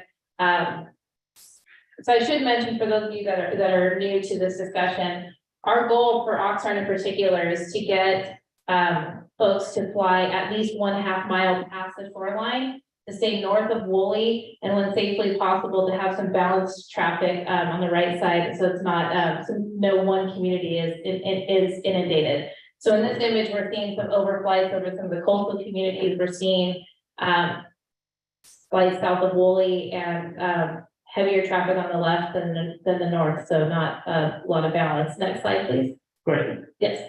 Chair. Question, please. Can you give me the distinction between the red and the green? Great question. Thank you for bringing that up, because it was brought up last time. Red is departures, green is arrivals. Thank you. I will say though, for touch and go activity, it's hard sometimes to determine which is which for the system. And so, but green is arrivals, red departures. Here we're seeing a lot of traffic, better balance, more visual of some of the coastal communities where we've seen traffic south of Woolley. Next slide, please. This is Monday, September 5th. The next one is Tuesday, September 6th. Heavy traffic day, a lot of overflights in the community, a good amount of right turn traffic. Right turn traffic did happen prior to the launch of Fly Friendly, but just wasn't quite as much. We have a lot of traffic south of Woolley here. Next slide, please.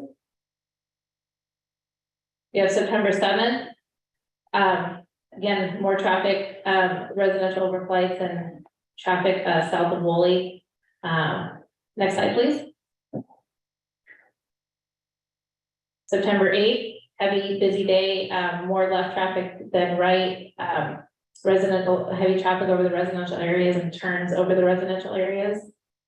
Next slide, please. September 9th, very, very similar. Tracks south of Woolley, we're seeing turns over the community. The next one, the end of the week, I send the images like this weekly to community members who have expressed interest in getting these bike tracks. It's sort of an invitation also to anyone who's interested in receiving these bike tracks from the Oxnard community. I communicate, as I said, weekly and send these images. And so this, again, this is September 10th. We launched Fly Friendly BC just a few days later. This obviously is the kind of day we don't want to see. Lots of residential overflights. You have no visual of the coastal communities. Really, really busy day. And that's what we're working to try to avoid. Next slide, please. So a little recap of where we were. The week prior to launch of Fly Friendly BC, again, holiday week, ideal weather conditions. We had, and I want to preface this by saying that the commission earlier today requested that we don't use the term bad day. So I will reword that. But we had 5 busy, not ideal days. One really not ideal day. And then one day that was better. There was, better turns, but we'd like to see improvement over the residential areas. Next slide, please. So where we are now. I was hired in September, again, to help bridge the gap of communication with the community, the flight schools, flight clubs, really try to open those lines of communication and trusted communication. Increased communication, that's more of what I've talked about, establish relationships with flight schools and base pilots, improve relationships with the tower team. We're in regular communication, myself, Keith, we're in regular communication with the tower team in Oxnard. We have communicated Flight Friendly BC with all of the flight schools and flight clubs and the base pilots, as was indicated earlier, are all aware of Flight Friendly BC. They all have the material, they're displaying it in their flight schools, in their classrooms, and their lobby areas. They've all received the information, and we've also met individually with 20 of those, about 36 regional flight schools that we've identified that utilize Camarillo and Oxnard airports. So we're working to meet with the remaining flight schools, but all of the flight schools we've met with have been receptive of the program. We've improved organization and content on bcairports.org. That is the sole website that serves with the messaging directly from the airports. There are other websites that exist that have information, some of them are community driven, but bcairports.org is the one website that posts information directly from the airports. We adopted, again, the Vector Noise and Operations Management System, VNOMS, in November. We still have the dedicated phone line for noise comments, but we're also regularly tracking air traffic images and throughout the day, and that's happening daily. We've added additional airfield signage, and we've had acknowledgement from the communities both in Oxnard and Camarillo that there have been improvements, but we still have more work to do, and we know that, and we recognize that. Next slide, please. So some images, I'll go through these quickly. This is, I wanted to do a comparison. I showed you images of where we were the week prior to the launch of Fly Friendly BC. It was a holiday week and it was ideal weather conditions. I wanted to do the most recent holiday week with ideal weather conditions, which I know we've had a lot of rain lately, but the week of February 12th was the most recent week with better weather conditions. And it was a holiday week also. We had President's Day, and then Valentine's that week also. So there's a lot of right turn traffic in this image. There's heavier right turn traffic than there is left turn traffic. What we're aiming for is a balance, right? We don't want to inundate one community, and I will speak to that in just a minute. We're having fewer turns over those residential areas. When they're on the north side, the ideal, what we're working toward is having the turns that are on that north side, they're on lower power settings, and so not quite as noisy. Next slide, please. This is a great day. This is Monday, the 13th. We have a balance of both right and left turn traffic. We have turns before the canal. Still some traffic below south of Woolley, but overall a really good day. Next slide, please. And Valentine's Day, again, light traffic, good balance of what did exist as far as the traffic. We have turns past the shoreline, good day overall. 15th, Wednesday the 15th, a heavy day. On this particular day, and days like this, I received a good amount of communication from the community, which I want, I want to have this open dialogue. I encourage this open dialogue with the community, and we're working to be as responsive as we can. I'll call this tower on days, hey, what's going on in this particular day? If traffic is only to the left or only to the right, what's going on in that day, and have those lines of communication open. This was a busy day. This is not the ideal situation. We do have a decent balance, but obviously more residential and traffic south of Woolley that we don't want to see. Next slide, please. On the 16th, great day overall. Light traffic, but really great day overall. Next slide, please. Same thing, 17th, we had good balance of both directions and turns before the canal. Minimal turns over residential communities. Next slide, please.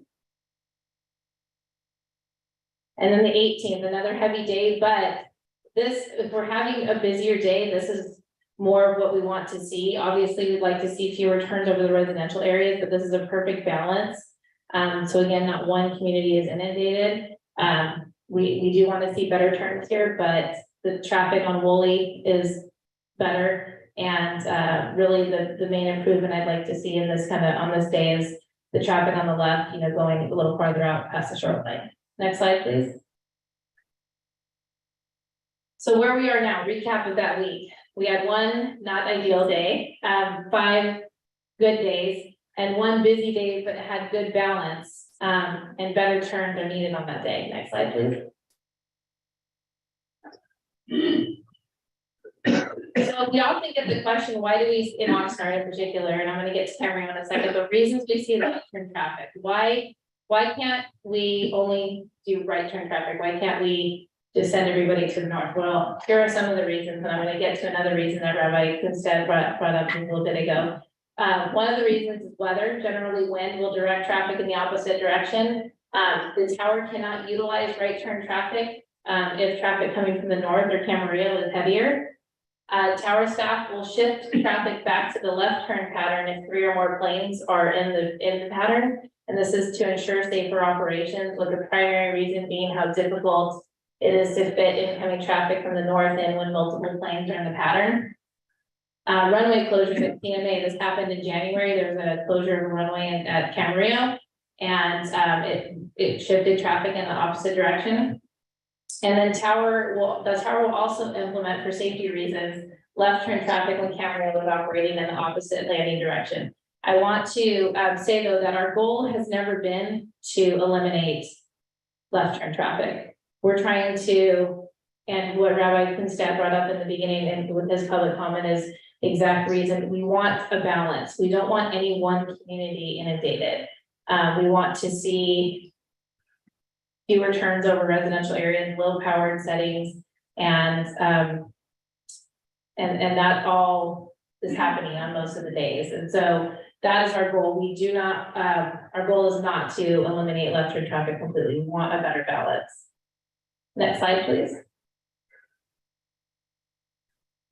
So this is an example, when we talk about the 15th and a busy day, we're talking about why planes can't necessarily be in the right turn pattern. The image on the left is the one I showed you just a little bit ago, February 15th in Oxnard. The image on the right is Camarillo.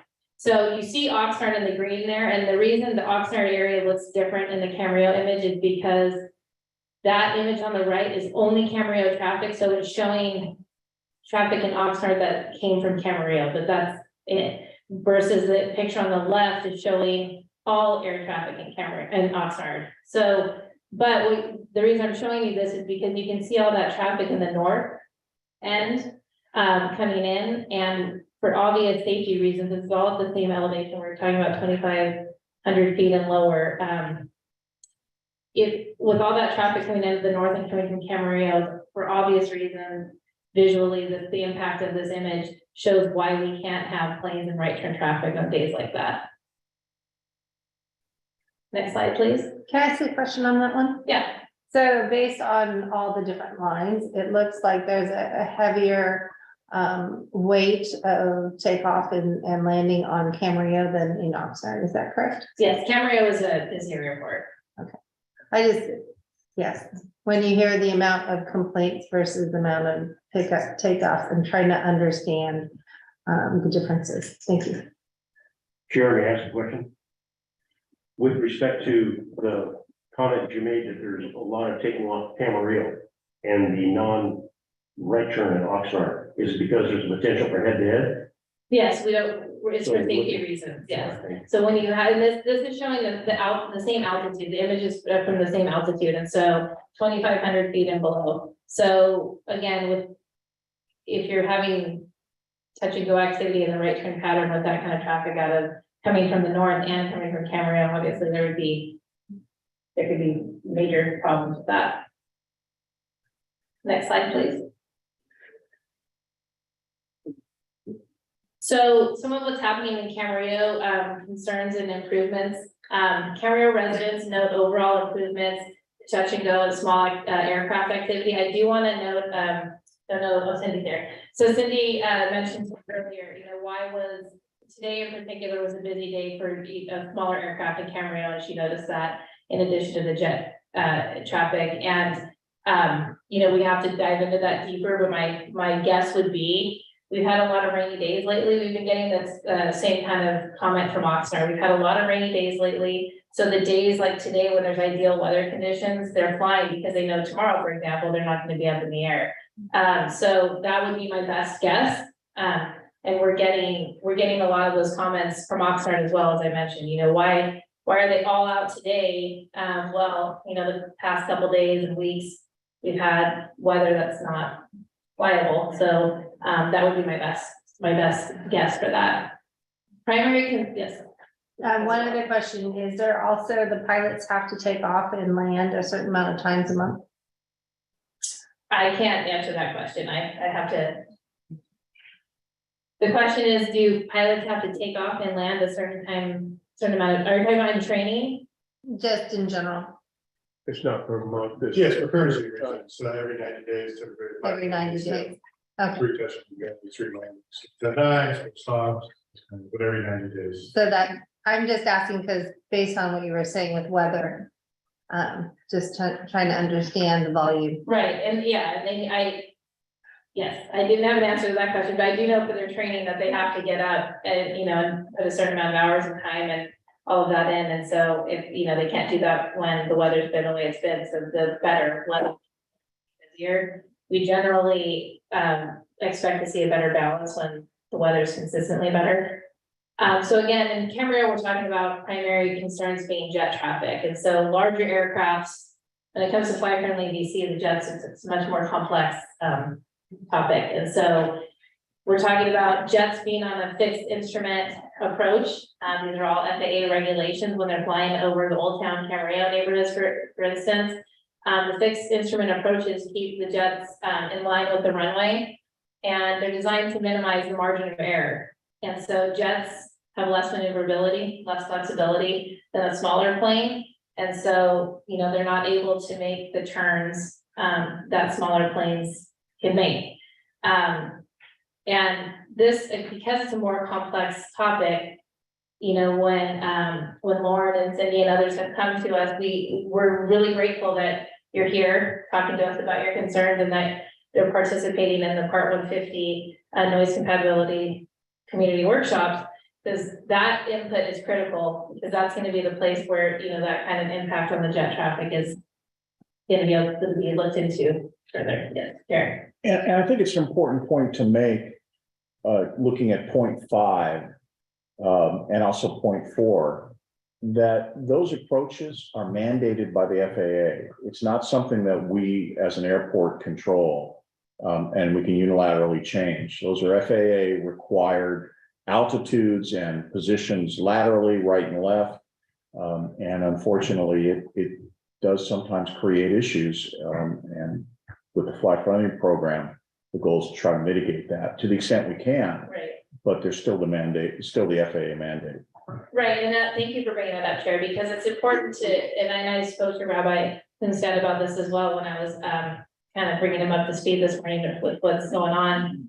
FAA regulates airspace, and so we cannot enforce flight friendly VC, but we are, and I'll go into this in a little bit. We're working with all the flight schools, and the whole premise behind this is, and I'll talk about it in a minute, is the relationships we're building with the flight schools and the flight clubs, just as much as the elements of the program. That's really having that buy-in from flight schools and flight clubs. That's really where that comes from.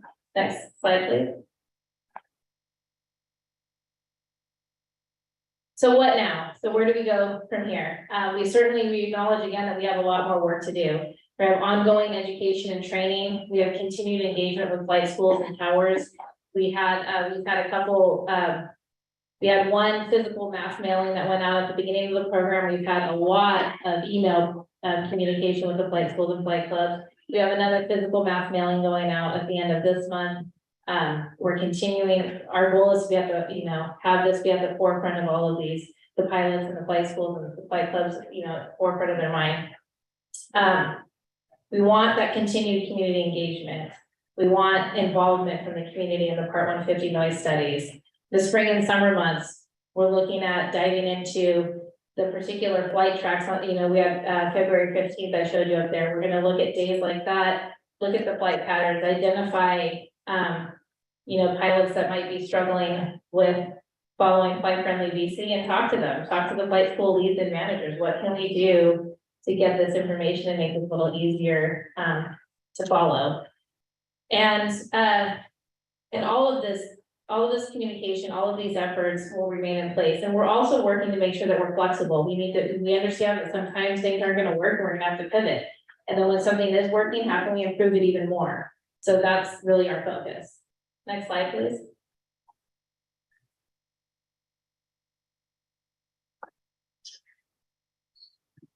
Okay. Nope. I don't think anyone wants to hear me go over the same information yet. Not quite. There we go. The transitions look cool until they. And that's my fault. So criticality of trust, transparency, and communication. I mentioned earlier, and I genuinely mean this. I see my position serving the purpose right now of having to focus on the importance of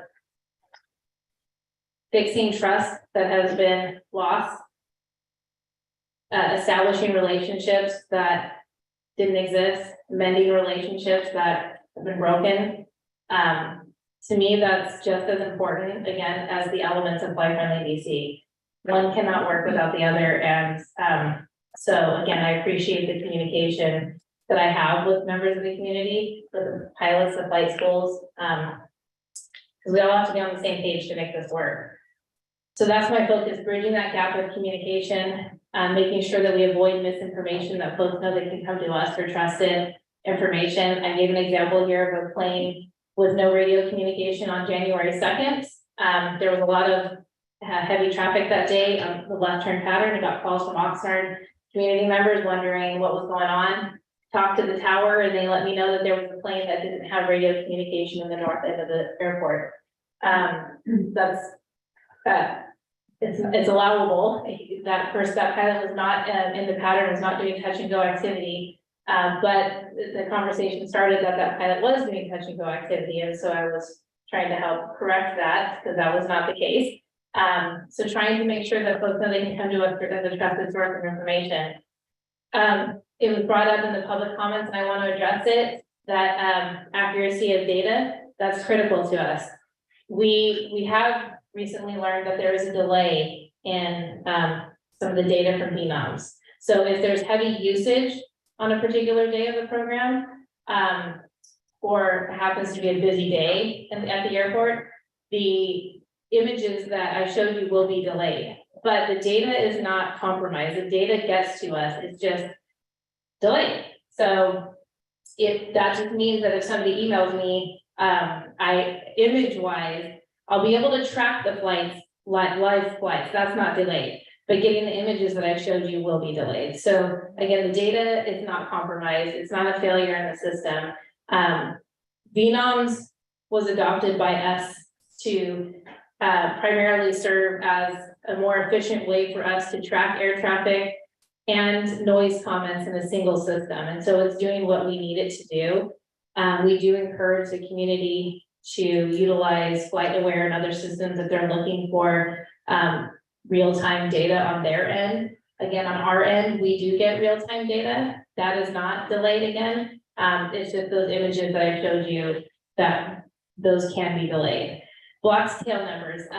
Keith spoke to this a little bit, just to give some perspective, and I appreciate Joni's comment, because to all of us in this room, and I think everyone online, it seems ridiculous that a pilot would be threatened, or a flight school lead or manager would be threatened, because that's absurd, right? But it does happen. And I, the very first week that I started here, I spoke to a flight school lead of a large flight school who indicated that somebody, their names, if you look up a flight school, you can find out the name of the person who leads the flight school or the manager, and that person received the threats, and the person who was threatening them found where they lived, took screenshots of their home from Google Maps, and so that is a real concern. I'm not going to say that that's why every pilot blocks their tail number. There are privacy issues that Keith mentioned earlier, but the threat to safety has been a real concern. And I appreciate that it seems ridiculous, because that means that all of us in here know that we're trying to come to a place where we're working together, and we would not ever threaten somebody, but it does happen. And so that is a legitimate reason of why some tail numbers are blocked. When I've talked to the community, and when I've talked to the flight schools and flight clubs, there's one common theme in all of my discussions, every single one of them that I've had. And that's a vested interest in quality of life in the air and on the ground. The pilots, the flight schools want to have a solid experience in the air. They want to be safe. That's their priority. And many of them are members of the community. They don't want to have a negative impact on the community. Just like the community members, want to have quality of life impact. And so again, that vested interest in quality of life is what needs to bring us together to find out a way to have productive dialogue to work through this. Again, we understand that it's our job to lessen existing tensions and resentments that exist between pilots and the community and the flight schools. And so I'm trying to work to bridge that gap, and we're committed to doing that. I know it's going to take a while, because that's just how these things work. When there's a lot of built up anger and resentment that exists, it takes time to break that down. And so again, I'm committed to doing that. And I'll just reiterate that our relationship with the community, with the flight schools, and the pilots is just as important as this program. Thank you. Any questions? I have a comment. You mentioned a couple of times about fixing trust, and just now about lessening tension and resentment. And I think that that's sort of been a theme for Director Freitas since he came aboard a couple of years ago, and he was faced with a really daunting challenge in that regard and has achieved incredible results. And I think your hiring is a big piece of that. So congratulations to both of you and keep up the good work. Thank you. It's hard because I get that the community, we've had community members say, well, I think you're just saying this, but I understand that words can be one thing and there's, there's a sense of a feeling of empty promises, but that's not where Director Freitas comes from, and that's not where I'm coming from. We genuinely want to, we know that there's not going to be a perfect solution for everybody. That's just not realistic, but having a solution where we can all come together communication wise and understand that, in the end, we all want improved quality of life. So Chair, I think Supervisor Long raised her hand. Thank you. I had staff attend the last meeting, and I wanted to say thank you very much. I got really good feedback from the members that were there and also my staff in regards to the presentation, and I really appreciate the listening. I receive a lot of emails from my constituents, and I listen, and we bring it back to the director and so forth. But I think it's very important that we're doing this outreach, and the partnership with the city of Camarillo is huge on this issue, as well as the city of Oxnard. And so I really value our noise study coming together to make sure that we're listening to our stakeholders, because like you said, there is that trust issue because of other things, not even just noise, but just the evolution of where we are today. I don't even want to talk about it. It's kind of like Voldemort. You don't want to say the name.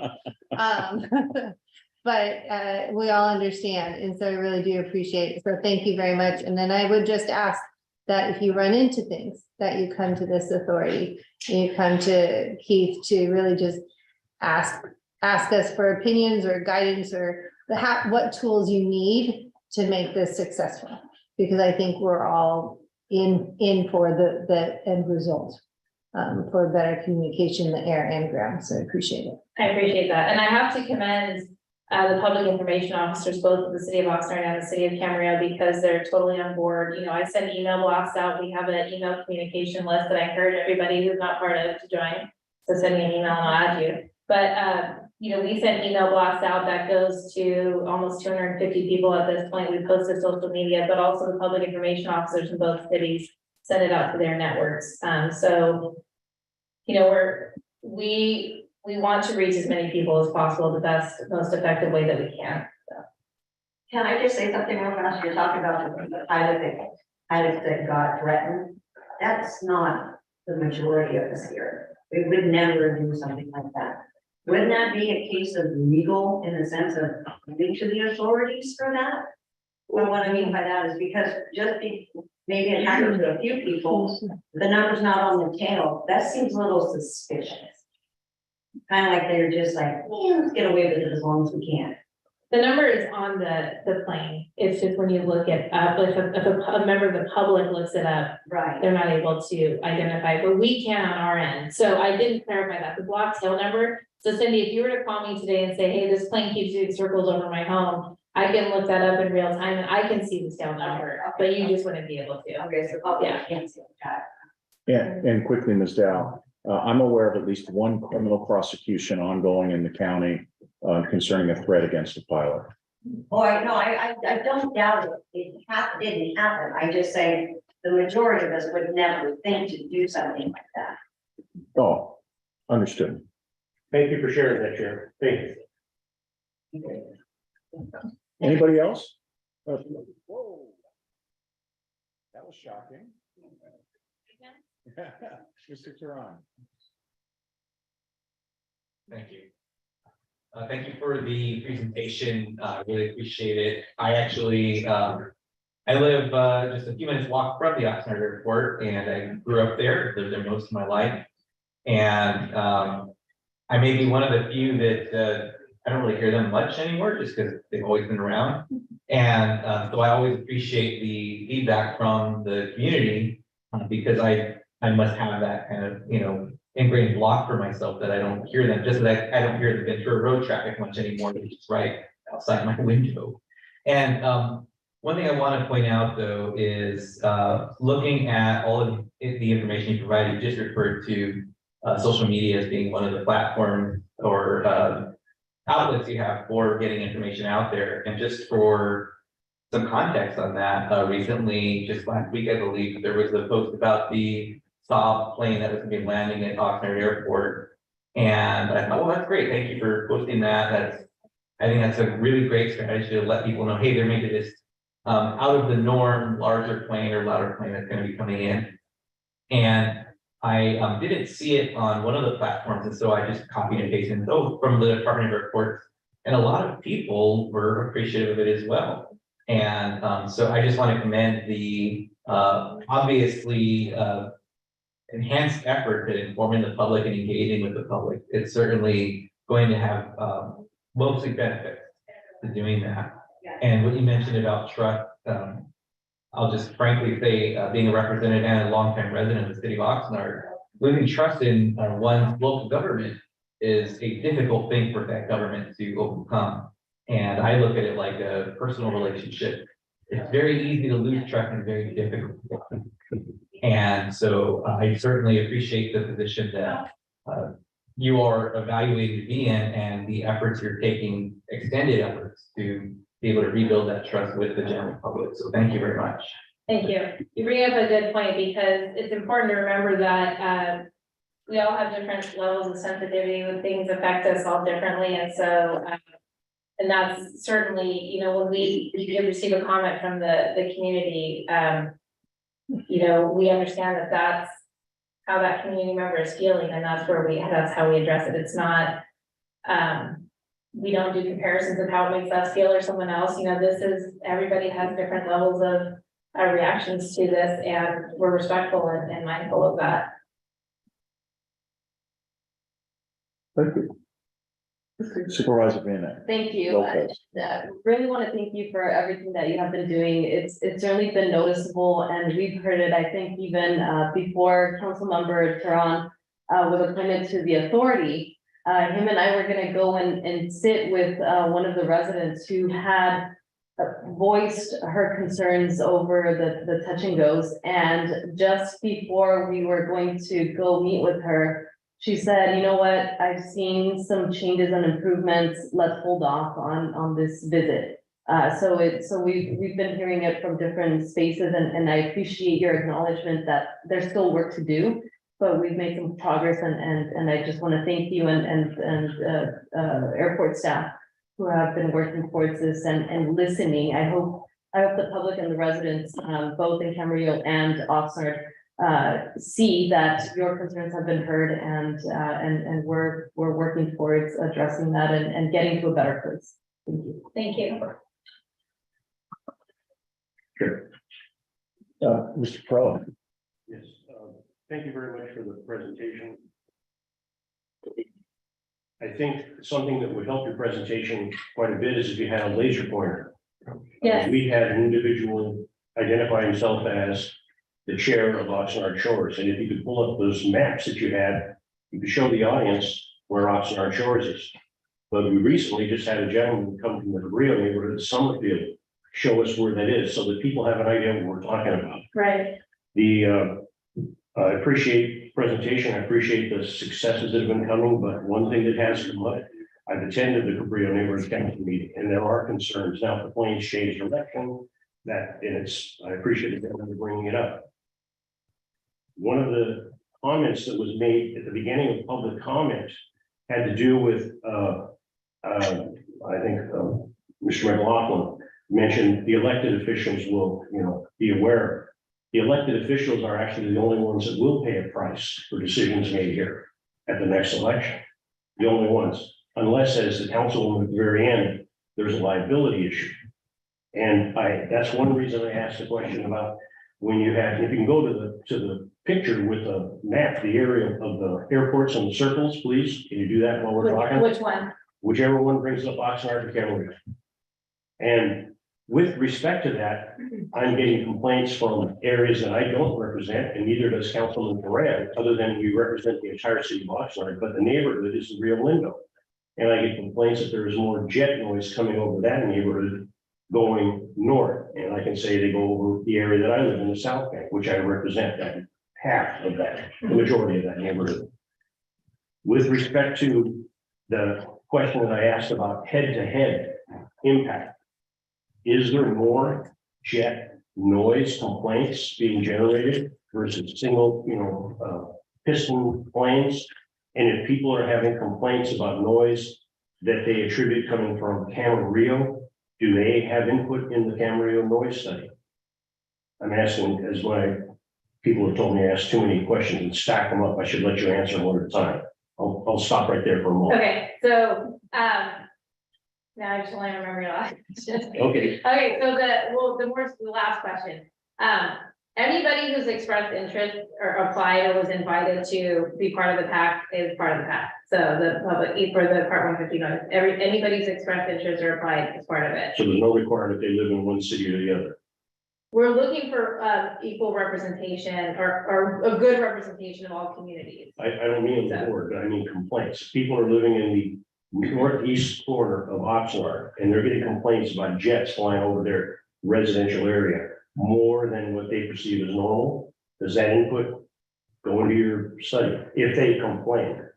Yeah, so that input, I mean, that's gonna be part of what those community members bring up, those PAC members bring up and the workshops. And so as far as just to give you an idea of the types of comments that we get, in Oxnard is primarily smaller aircraft touch and go activity. Camarillo is primarily jet traffic, although sometimes it's that smaller aircraft on busier days like today.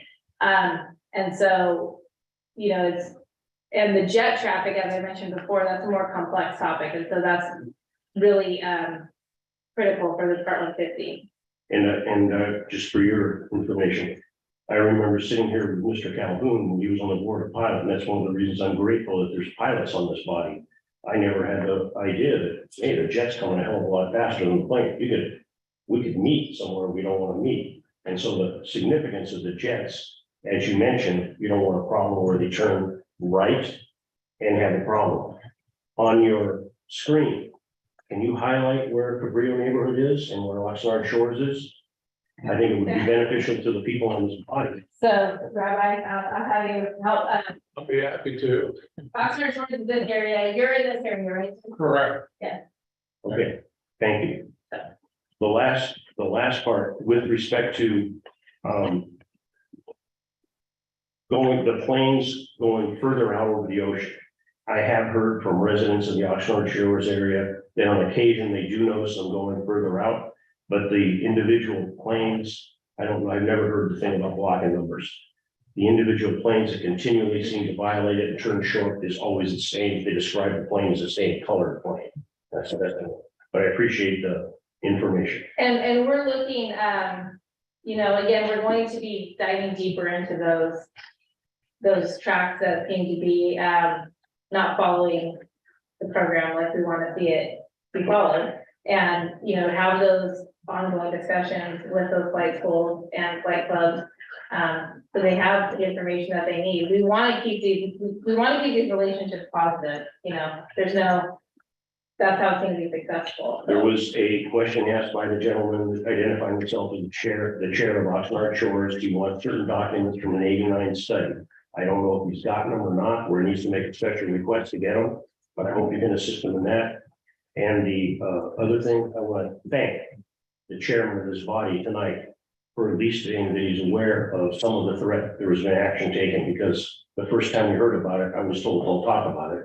And you talked about it tonight, and I'm going, God damn it, they gotta be doing something if somebody's threatening somebody's life. I threaten somebody's life, something's gonna happen to me. I mean, so I'm hoping it's more than just if there's these multiple threats, we don't have law enforcement doing nothing about it, or our staff not reporting it. Can I take that as a yes? So I can't speak. I just know that the flight school leads that have talked to me that have had issues have addressed it with authorities, police on their end. So. Are we tracking it as the board finds out? Because if I find out that somebody gets killed and the board didn't know about it, and we maybe should have known about it, I mean, are we not supposed to know about it? That would be one reason I would think the county council would be here to answer the question. I'll I've let, been wrong, I guess. All the issues that I know are being addressed. Yes. Okay, thank you. That's all my question. Good report, thank you. Thank you. And Councilman Farrell, I just wanted to speak as an opportunity for the public meeting and for the audience to hear too, for the PAC meetings. Any public citizen, you know, we do have the public workshops for each noise study, one for Camarillo and for Oxnard, but it's not limited to residents of those cities. So it really welcomes anyone from the county to attend these workshops. So if there's citizens in Oxnard that have some concern about Camarillo-based aircraft or traffic, you know, we more than encourage them to show up to the workshop. So please check out our airport website. We have different links for the studies, and they can provide comments at any time as well. Thank you very much, Ms. Myers. Appreciate it. Any more comments from either authority? Chairperson Bear, when you're ready, you also have 4 members of the public over Zoom. And I've got one card, so why don't we call that person first? Barb Filkins. You go first and then I'll follow. Okay, she wants to follow, so why don't we do the Zoom comments first?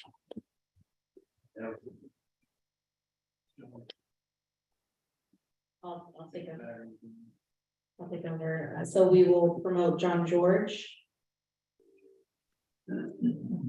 Hello again, members. I spoke earlier as the president of the Hangar and Tennis Association, but I'm also an Oxnard pilot, a former military pilot, and a recently retired airline captain. And I also live under the Oxnard traffic pattern. Since Flight Friendly BC started, I have personally noticed a large change in the number of left-hand traffic pattern operations for runway 25, with a noticeable reduction in aircraft overflying the harbor area where I live. I personally carry a copy of the Fly Friendly traffic pattern diagram in my flight bag so I can reference it when I fly. I and every other pilot that I speak to at Oxnard Airport and Camarillo Airport are all interested in complying to the greatest extent possible with the Fly Friendly program. We want to be good neighbors. But I've also heard several non-pilot comments regarding aircraft violations, quote unquote, in the traffic pattern. I'd like to make clear that there are no violations of something that's not a regulation. Fly Friendly is a voluntary program that many local pilots, including myself, try to comply with. I've spoken with many local pilots who are interested in complying with Fly Friendly, but there's one overriding criteria: safety. Please remember that in the case of local pilots, we typically are flying with ourselves or ourselves with our families, so a safe flight is the most important part of any traffic pattern. If the right-hand pattern is full, or if there is a possible conflict from Camarillo traffic, or one of any number of other possibilities that Ms. Jurigi has mentioned affecting the safety of flight, then it's possible that a left-hand pattern would be used. This is a voluntary noise abatement pattern, but putting safety above all else is every pilot's and the community's main concern. It's surprising that the very people who talk about the safety of our airport would compromise that safety by blindly demanding a right-hand only pattern under all circumstances. In the case of student pilots, please understand that students are saturated in the very demanding environment of learning how to fly, learning traffic pattern procedures, operating the aircraft safely, and mastering landings. To the extent that they can comply as much as possible is good, but sometimes this simply can't happen in every pattern flown. Complying with Fly Friendly has great merit, but it's not in anyone's best interest to blindly demand noise abatement over the safe operation of our aircraft for both the pilots and families who are flying and our community. Fly Friendly is working well. It has pilot support. There is widespread compliance. Let's let the program progress. Thank you. Thank you for your comment. Next, be promoting phone number ending 0978. Please accept the prompt, unmute, share your screen if you'd like, and identify yourself. Yeah, can you hear me? Yes, we can. Please proceed. Yeah. Good evening. My name is Joe Gosland, and I live in the Oxnard Shores neighborhood. I'd like to comment on the Flight Friendly program. This program had some early success, and Jeanette and Keith are doing their very best to implement a very complex program and issue. Recently, it has become clear that the program is not working as well as we would like. There has been a noticeable increase in the number of flights directly over Oxnard Shores and surrounding communities. I believe that there are two main reasons for this. One, the flight schools are not abiding by the recommended flight pattern and are showing no regard or respect for the residents in Oxnard Shores. We have been told that most, if not all, have been notified and spoken to about the program, yet we have many that simply ignored the friendly patterns.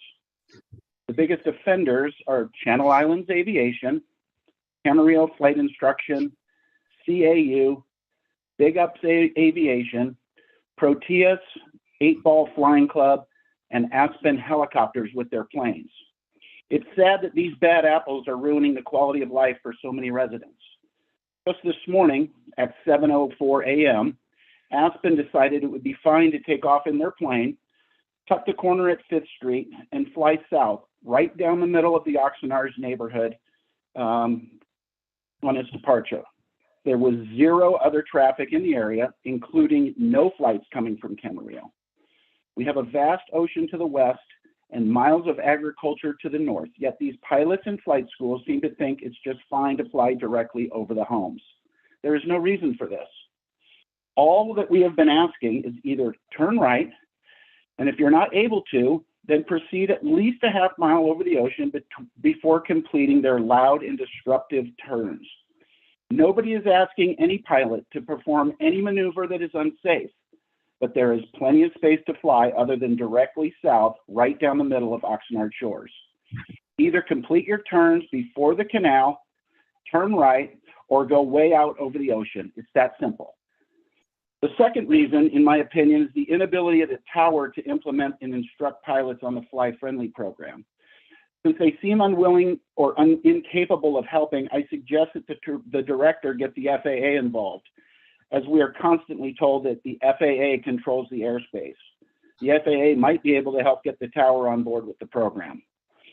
Finally, I would like the director and/or the authority to reinstate the public's ability to send in written comments to be read, as many people cannot attend the meetings or they may be uncomfortable speaking in public, and they still have the right to be heard. Thank you. Thank you for your comment. We'll next be hearing from Susan Tatum. Please accept the prompt. Unmute, share screen if you'd like. Can you see me? Can you hear me? Yes, we can see you and hear Okay. you. All right, cool.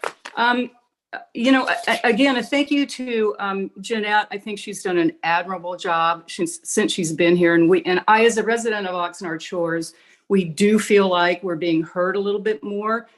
But I'm going with Joe on this one. The Fly Friendly program is not delivering the promised results to us. Small planes are continuing to fly low and loud over our homes almost on a daily basis, except when it's raining too hard or it's too windy. And then when we get a little bit of break from air traffic on those days, the airport uses that as an excuse for excessively heavy traffic on the next clear day.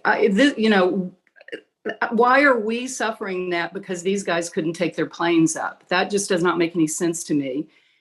And the other issue is that we really, and Jeanette, I heard what you said, but we cannot accept the numbers and these pictures that we're getting from you as being accurate. We've caught too many discrepancies. And this does go back from way before VNOM and a couple of years where we were getting inaccurate information from the airport.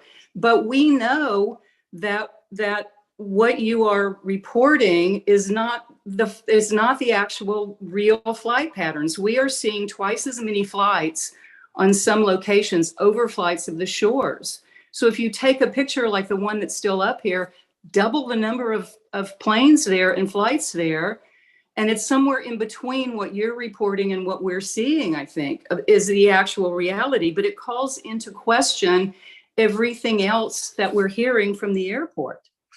And I think that's something that we really need to think about there. And then another thing is when the Fly Friendly meet and greet program launched on September 13th. We were asked to be patient for 3 more months while this education program went on, which we did. And we were told that at the beginning of the year, it would move into an accountability phase. Okay, so 4 days from now, we get into, it's been 6 months, we've heard nothing about accountability, and we're not, even though we've been asking for it, and we're just not seeing we're not seeing good improvement in our area. I don't care how many people are taking a right-hand turn. I care about who's coming over my house. And the last thing that I'll say is that I'm hearing you talk about threats against pilots. I think that's awful. I can't imagine that anybody would do that. But this time last year, we were hearing from the advisory committee that pilots can't make right-hand turns. So there is definitely a credibility issue here. So Jeanette, if you're still around there, I would love an opportunity to talk to you and really have a conversation with you about what it's like living in the vortex here in the shores. That would be very helpful. And to the elected officials, please start thinking about your constituents here that are the non-pilot community. Thank you. Thank you for your comment. Because it's important for me to make sure that people know that I am listening, and that Susan, if you can still hear me, I am here still and we'll be in contact with you. Okay, great.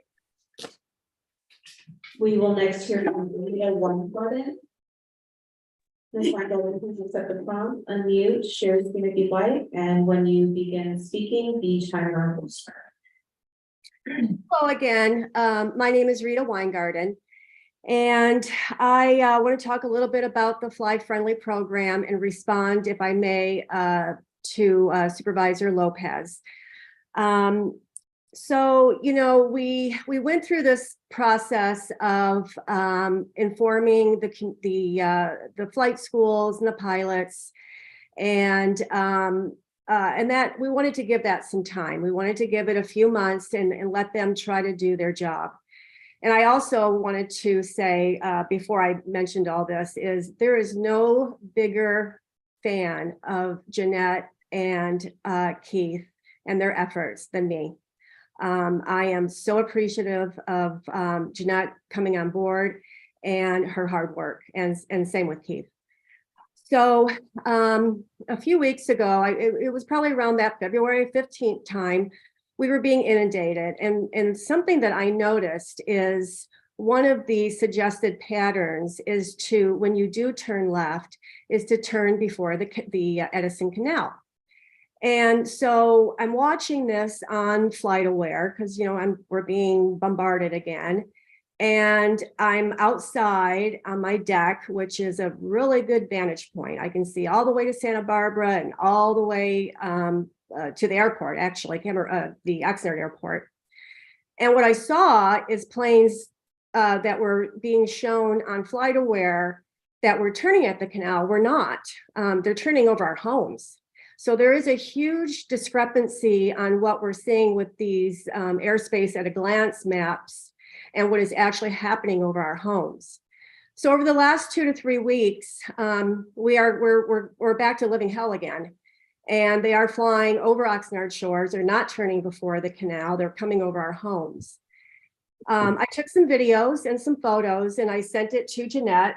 It was her, she actually did a little extra digging and asked me a few questions. And so, you know, I took a little field trip out to the canal and to Harbor Boulevard and Little Harbor, and you know, right there in front of my eyes, these planes were turning over the homes and not before the canal, as it was indicating on FlightAware.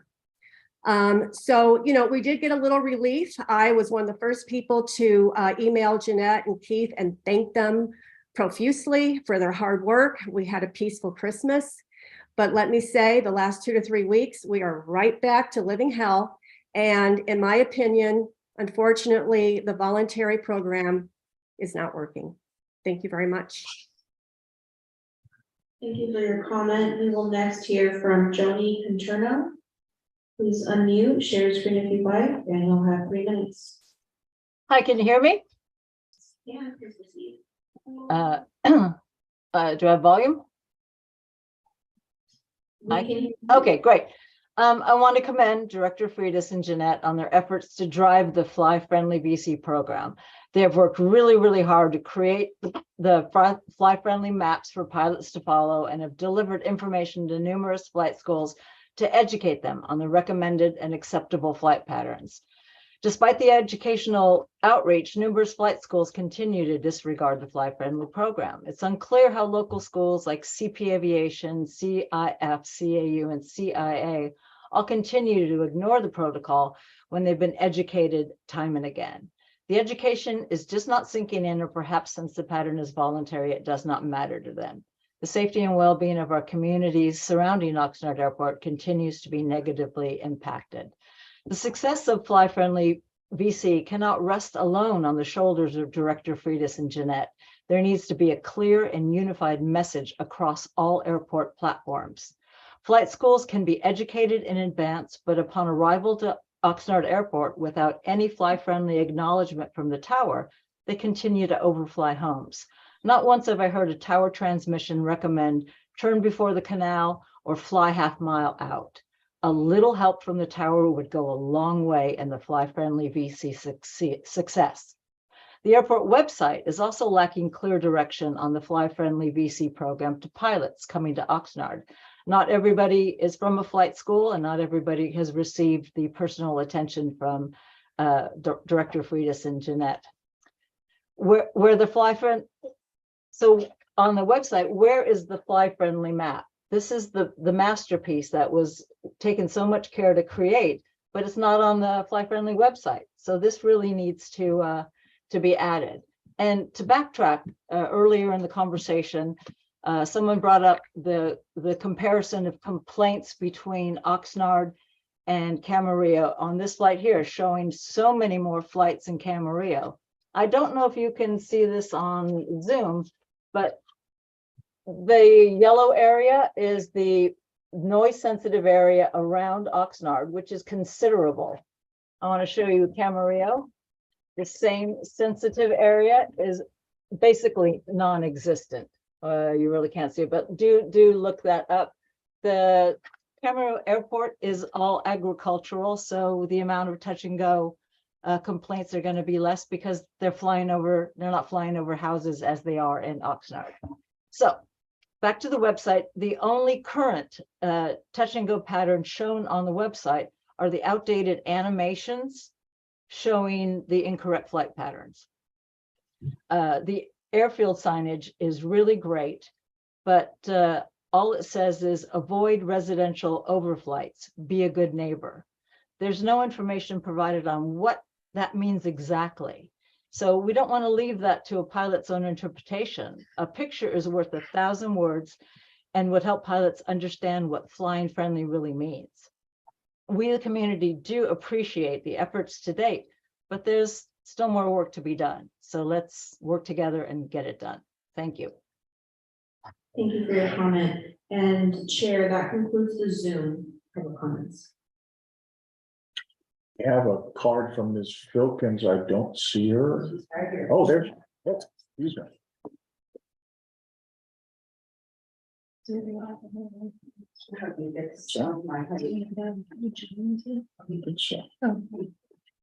My life, no.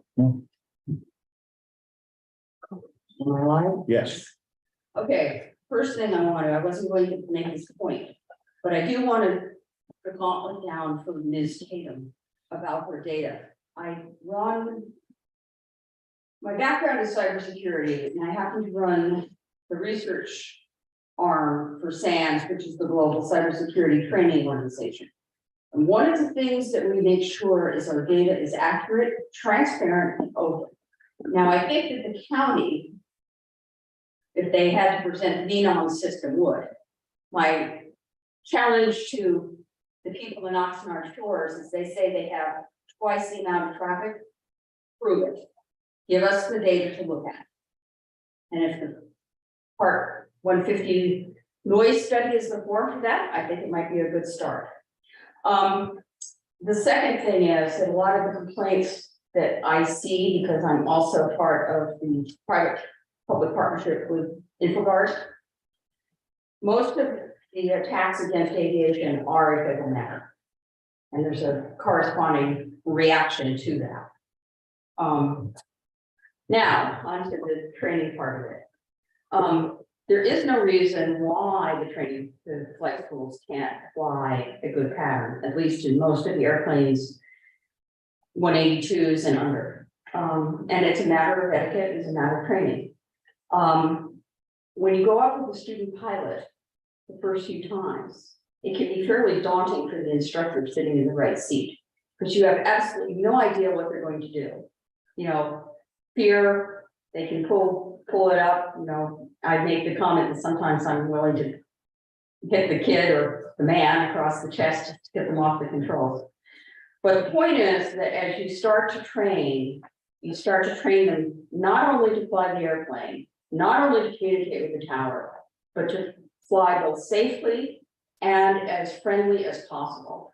I think Joni Caterno had said that as far as my flight patterns go, they're pretty good. The tower is pretty lenient with me because I try to fly a tight pattern and a good pattern. So it can be done. But the thing we need to also do is realize that there's a balance. You don't want to cut off what aviation can offer to the community, the kids, to people for hope.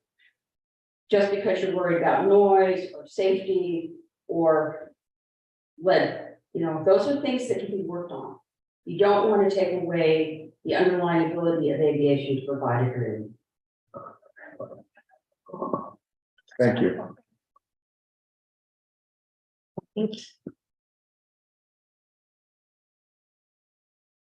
Do we have any more public comments?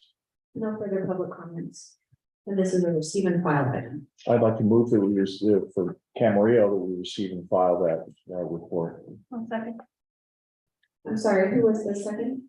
Martinez Bravo, thank you very much. Supervisor Long? Yes. Supervisor Lopez? Yes. Mayor Santangelo? Yes. Councilmember Martinez Bravo? Yes. And Chairperson Bear? Yes. That motion passes unanimously.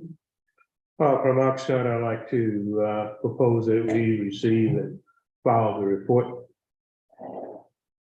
I'll second. It's been second. Can we get a Yes, roll Supervisor. call? Supervisor Long? Yes. Supervisor Lopez? Yes. Councilmember Farrelly? Yes. Councilmember Donovan? Yes. And Chair Russell. Yes. That motion passes unanimously. Okay, now we're at 8. Before we go further, I've got a request to take a short break. So can we take 10 and come back? Sure. Okay. Time is 9:13. We will resume at 9:23. Great, thank you.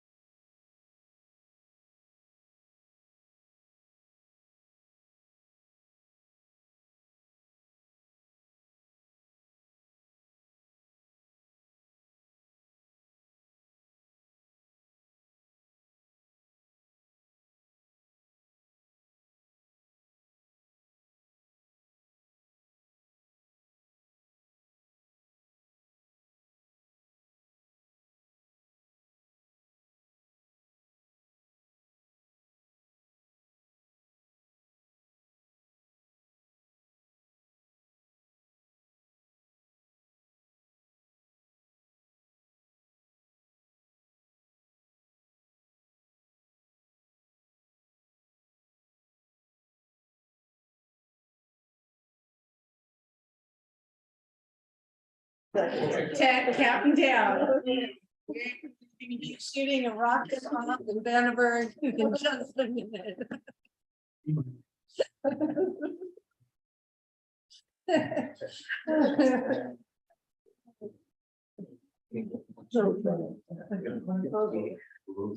it's fine, we've been doing that for a while. Okay. Yes.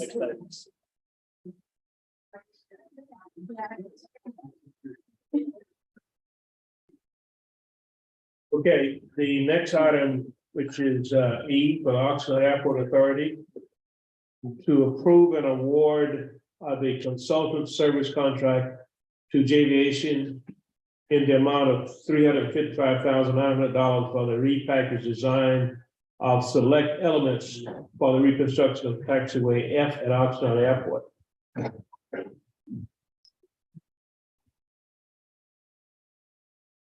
Do we have, oh, you want to discuss that? I'm sorry. Oh, no, if you'd like me to speak, that's great. If you want to move forward on the item, I will follow your lead. We've talked about this 2 or 3 times, so if anybody want to get a report, fine, otherwise we can expedite and beat the rain. I will leave that up to your authority. Okay. Erin, is there any summary or anything that you want to make sure is in the records? Dr. Russell is correct that this taxiway Foxtrot reconstruction was originally bid a couple years ago with the runway reconstruction project as an alternate project, and it was not able to be funded by the FAA at that time. They are supportive of that project for this grant cycle in 2023. And so we were looking to get a design contract to be able to package this as one bid and for the project to be phased for the work.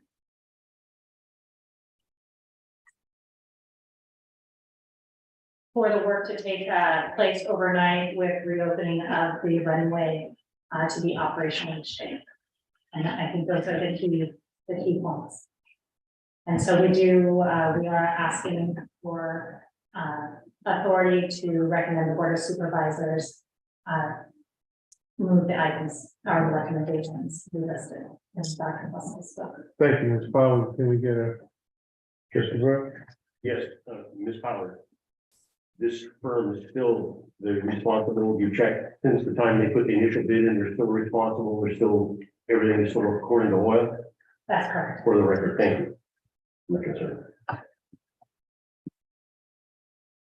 Any other comments or questions? We're ready for a vote. I'll move the recommended action. I will say. Been moved to second. That we approve and push this on to the Board of Supervisors. Can we get a roll call? Yes. Supervisor Long, Yes. Supervisor Lopez, Yes. Councilmember Cavallo, Yes. Councilmember Gavan, Yes. and Chair Fessel. Yes. That motion passes unanimously.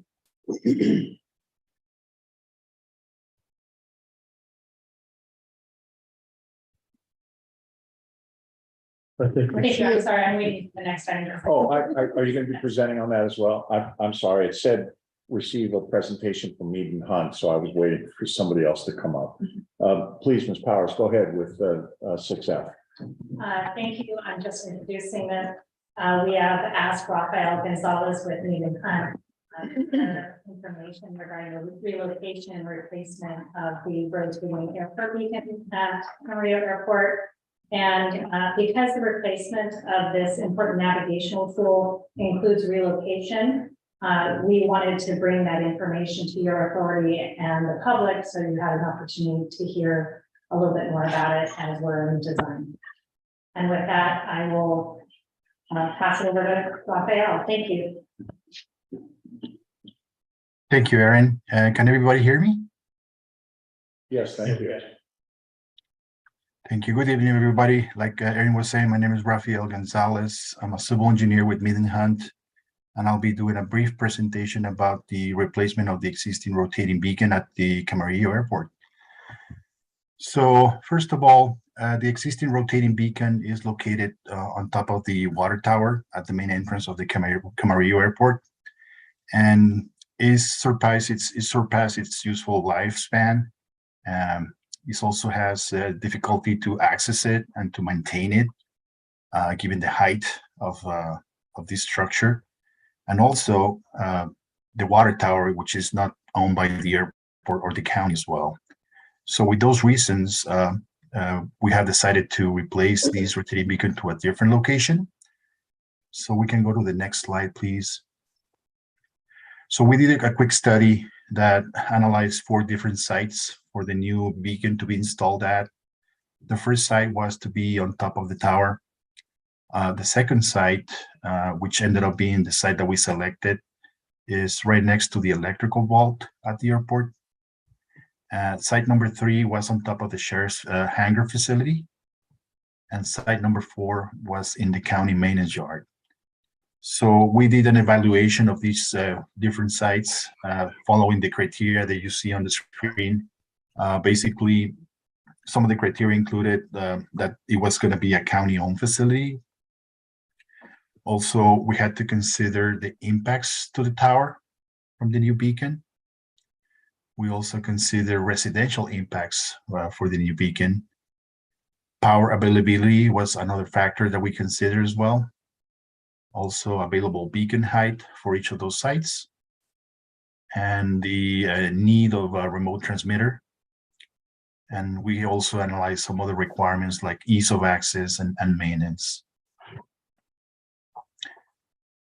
So the site that we selected, like I was saying, it was right next to the electrical vault.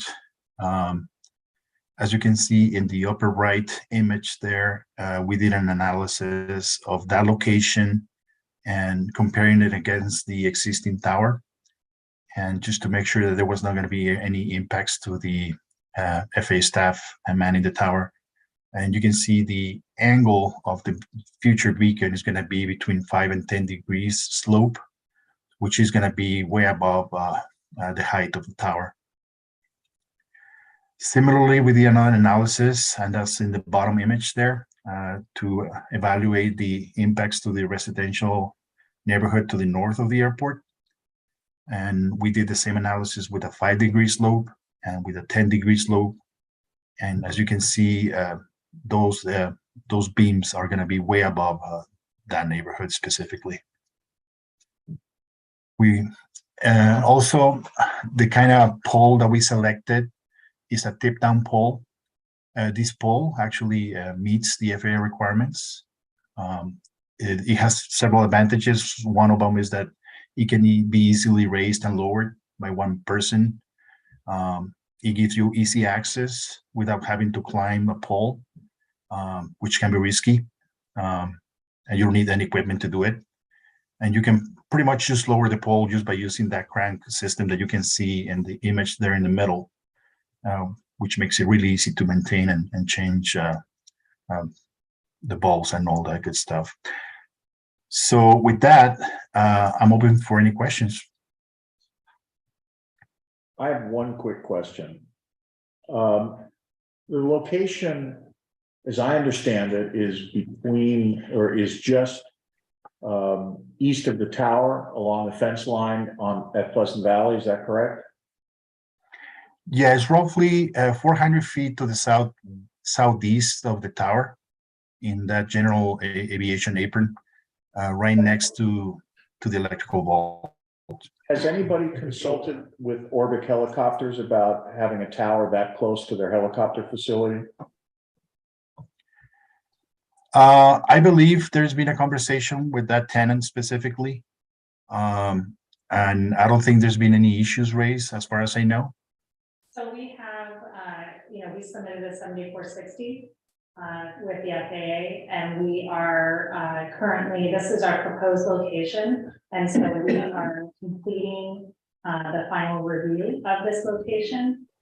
And it is anticipated right now that it will go forward, and Orbic will be part of that process. Okay, good. As long as they're going to be consulted. Yes. 75-foot pole close to a helicopter hangar, just creates concerns. And if they're okay with it, obviously, then. Sure, then and it's we good. have an adjacent light pole that's in existence that's already at 50 feet. So we have done some analysis, we coordinated with the FAA, and we actually are going to do an SRM, which is safety risk management as part of our design process. But we did want to, you don't relocate an airport beacon every day. We have a need here, and so we wanted to make sure that the public had an opportunity to hear about it, that you had the opportunity to hear about it, and especially to take note that, we are being very conscious that for rotating beacons, they can have impacts on neighbors. So, we have done the modeling that those beams do not impact the tower or the residents. But we also have standby alternatives. If we do get feedback, we'll be able to make some adjustments. So. Great. Yes. And for the water tower, it was chosen there, so it wasn't a safety issue with the tower being as tall as it is, or is that still a concern?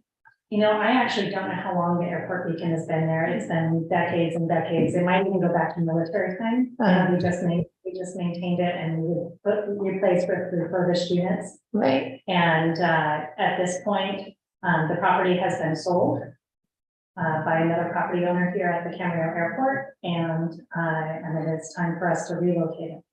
Okay, so the water tower will be coming down. I don't believe so. So Okay. that isn't, there's no plans that we're aware of. Okay, so no light or anything has to be put on there for nighttime lights or anything because of the height. I was just wondering. So there are lights on, obstruction lights on it, those will Okay. have to remain Okay. as it is, so the red obstruction lights will remain on, just not the beacon on it. Okay, thank you very much. I just wanted to make sure for safety. Appreciate it. Any additional comments? I have a question. Go ahead. I'm not in the Camarillo board. but- Go ahead. Okay.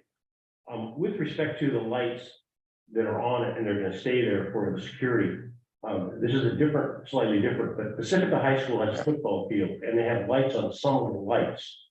Sometimes the lights are on, sometimes they're not. So maybe one or two of the high-powered lights for the football athletic field will have red lights on them. Is there some kind of requirement there's supposed to be lights on these things? So if you're seeing red obstruction lights on it, then they should be on after hours. So if there's, say, 6 towers and there's only 2 lights, the other 4 are supposed to have it? So no, that's not necessarily the case. It's the proximity to the approach into the runway. So if this desk was the runway, it's the approach into. So if, 2 of the lights are near that approach, the other 4 may not. So not necessarily everything depends. That study would get done in 7460. The analysis is that a penetration in that approach that's in the runway. Thank you. That's all I have. Any other questions? Ms. Powers, thank you. Any public comment on the relocation of the beacon? No. I've seen no cards. I'll motion to receive and file a presentation. Second. You have a motion and a second, Ms. Castro? Pardon? Tear down the water tower? No. No, apparently, they're not, which is great because it's iconic and part of Camarillo. That's why I asked. I was Yeah. just checking to make sure everything. Yeah, I agree. Ms. Castro, can we get a roll call? Absolutely. Supervisor Long? Yes. Supervisor Lopez? Yes. Mayor Santangelo? Yes. Councilmember Martinez Bravo? Yes. And Chairperson Barry? Yes. Thanks.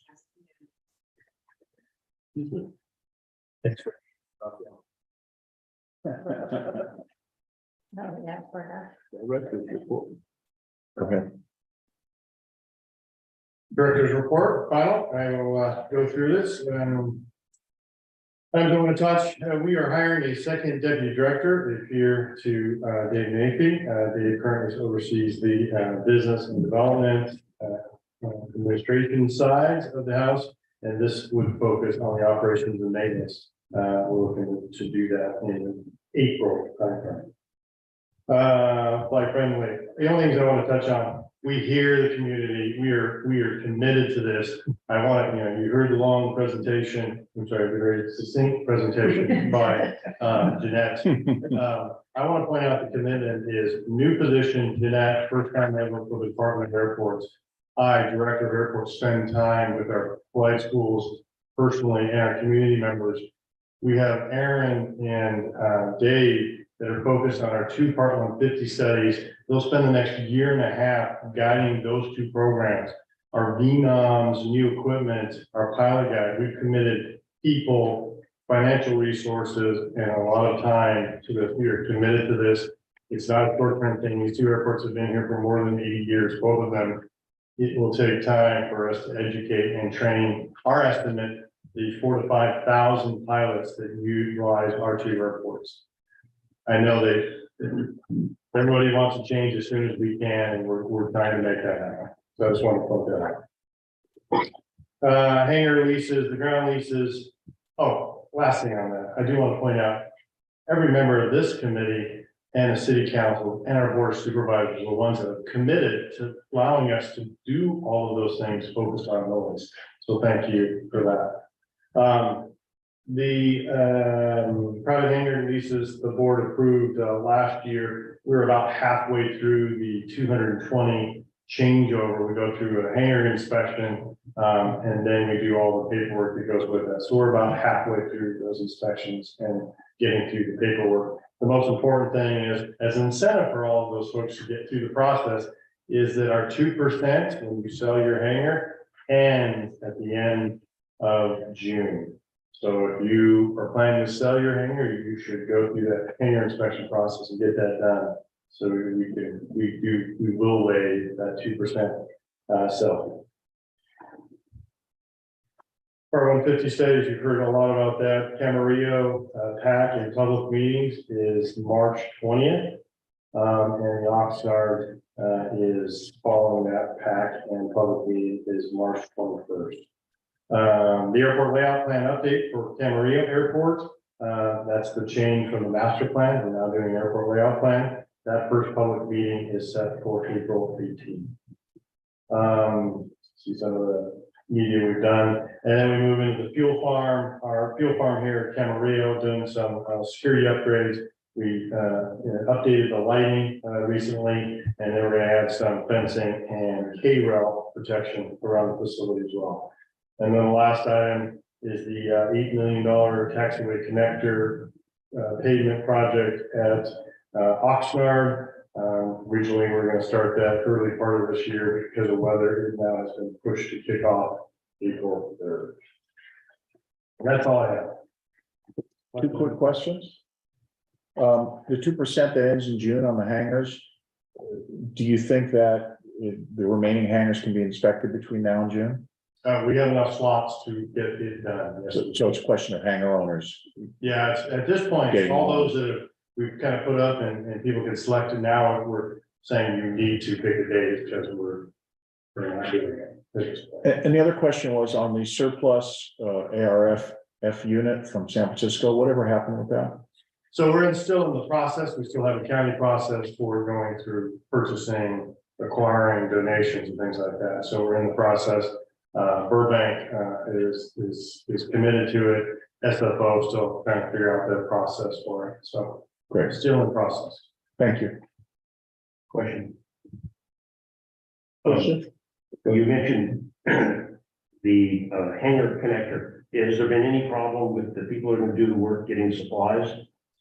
You're talking about the taxiway connector pavement project.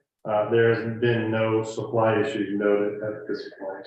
Second question, with respect to the hangar inspections, are you finding any specific thing that is consistently a problem?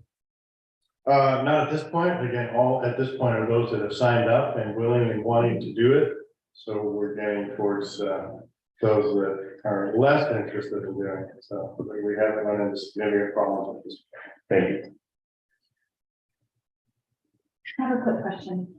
For the PAC events, will Yes. they only be in Oxnard? Say again? For the PAC or PAC events that you're having, for the community events, will they only be held in Oxnard at the hotel hotel out there? So at this point, we have the same hotel in Oxnard for both events, and then we'll look for other locations to kind of share around the Okay. community. Okay, with our thank you. intent.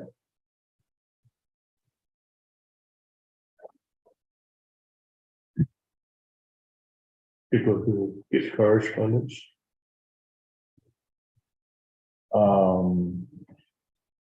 What's the protocol with regard with regard to reports? Are there any questions on it? Oh, okay. Director, thank you. We're at number 8, reports. Any questions or comments regarding the reports on the agenda item, on the agenda? Okay.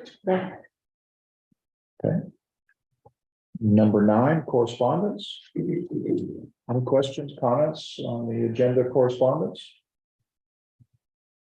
Seeing none.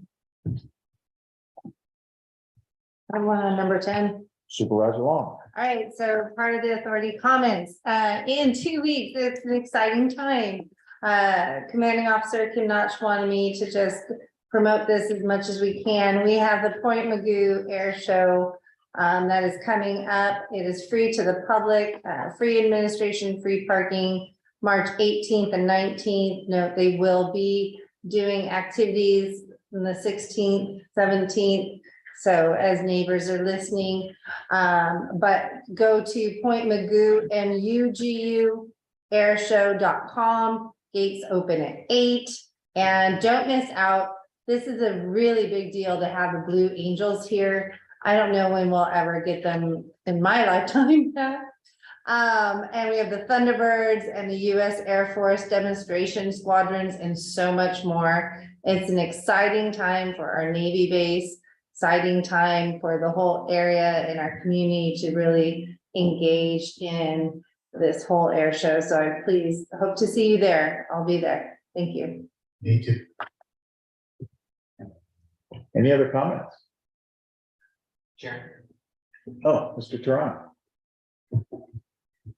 Thank you. I just wanted to take the opportunity to thank the members of the public who came out and shared their thoughts and comments with the authority.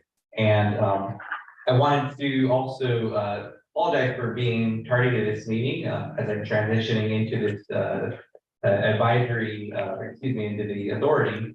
I had things that were scheduled far in advance for the month of March, and things just happened to conflict on this night. So I appreciate our director being willing to work with me on that and allow me to show up as soon as I finish my work obligation, coming straight over here to Camarillo, which leads into I really am happy to see everybody in person.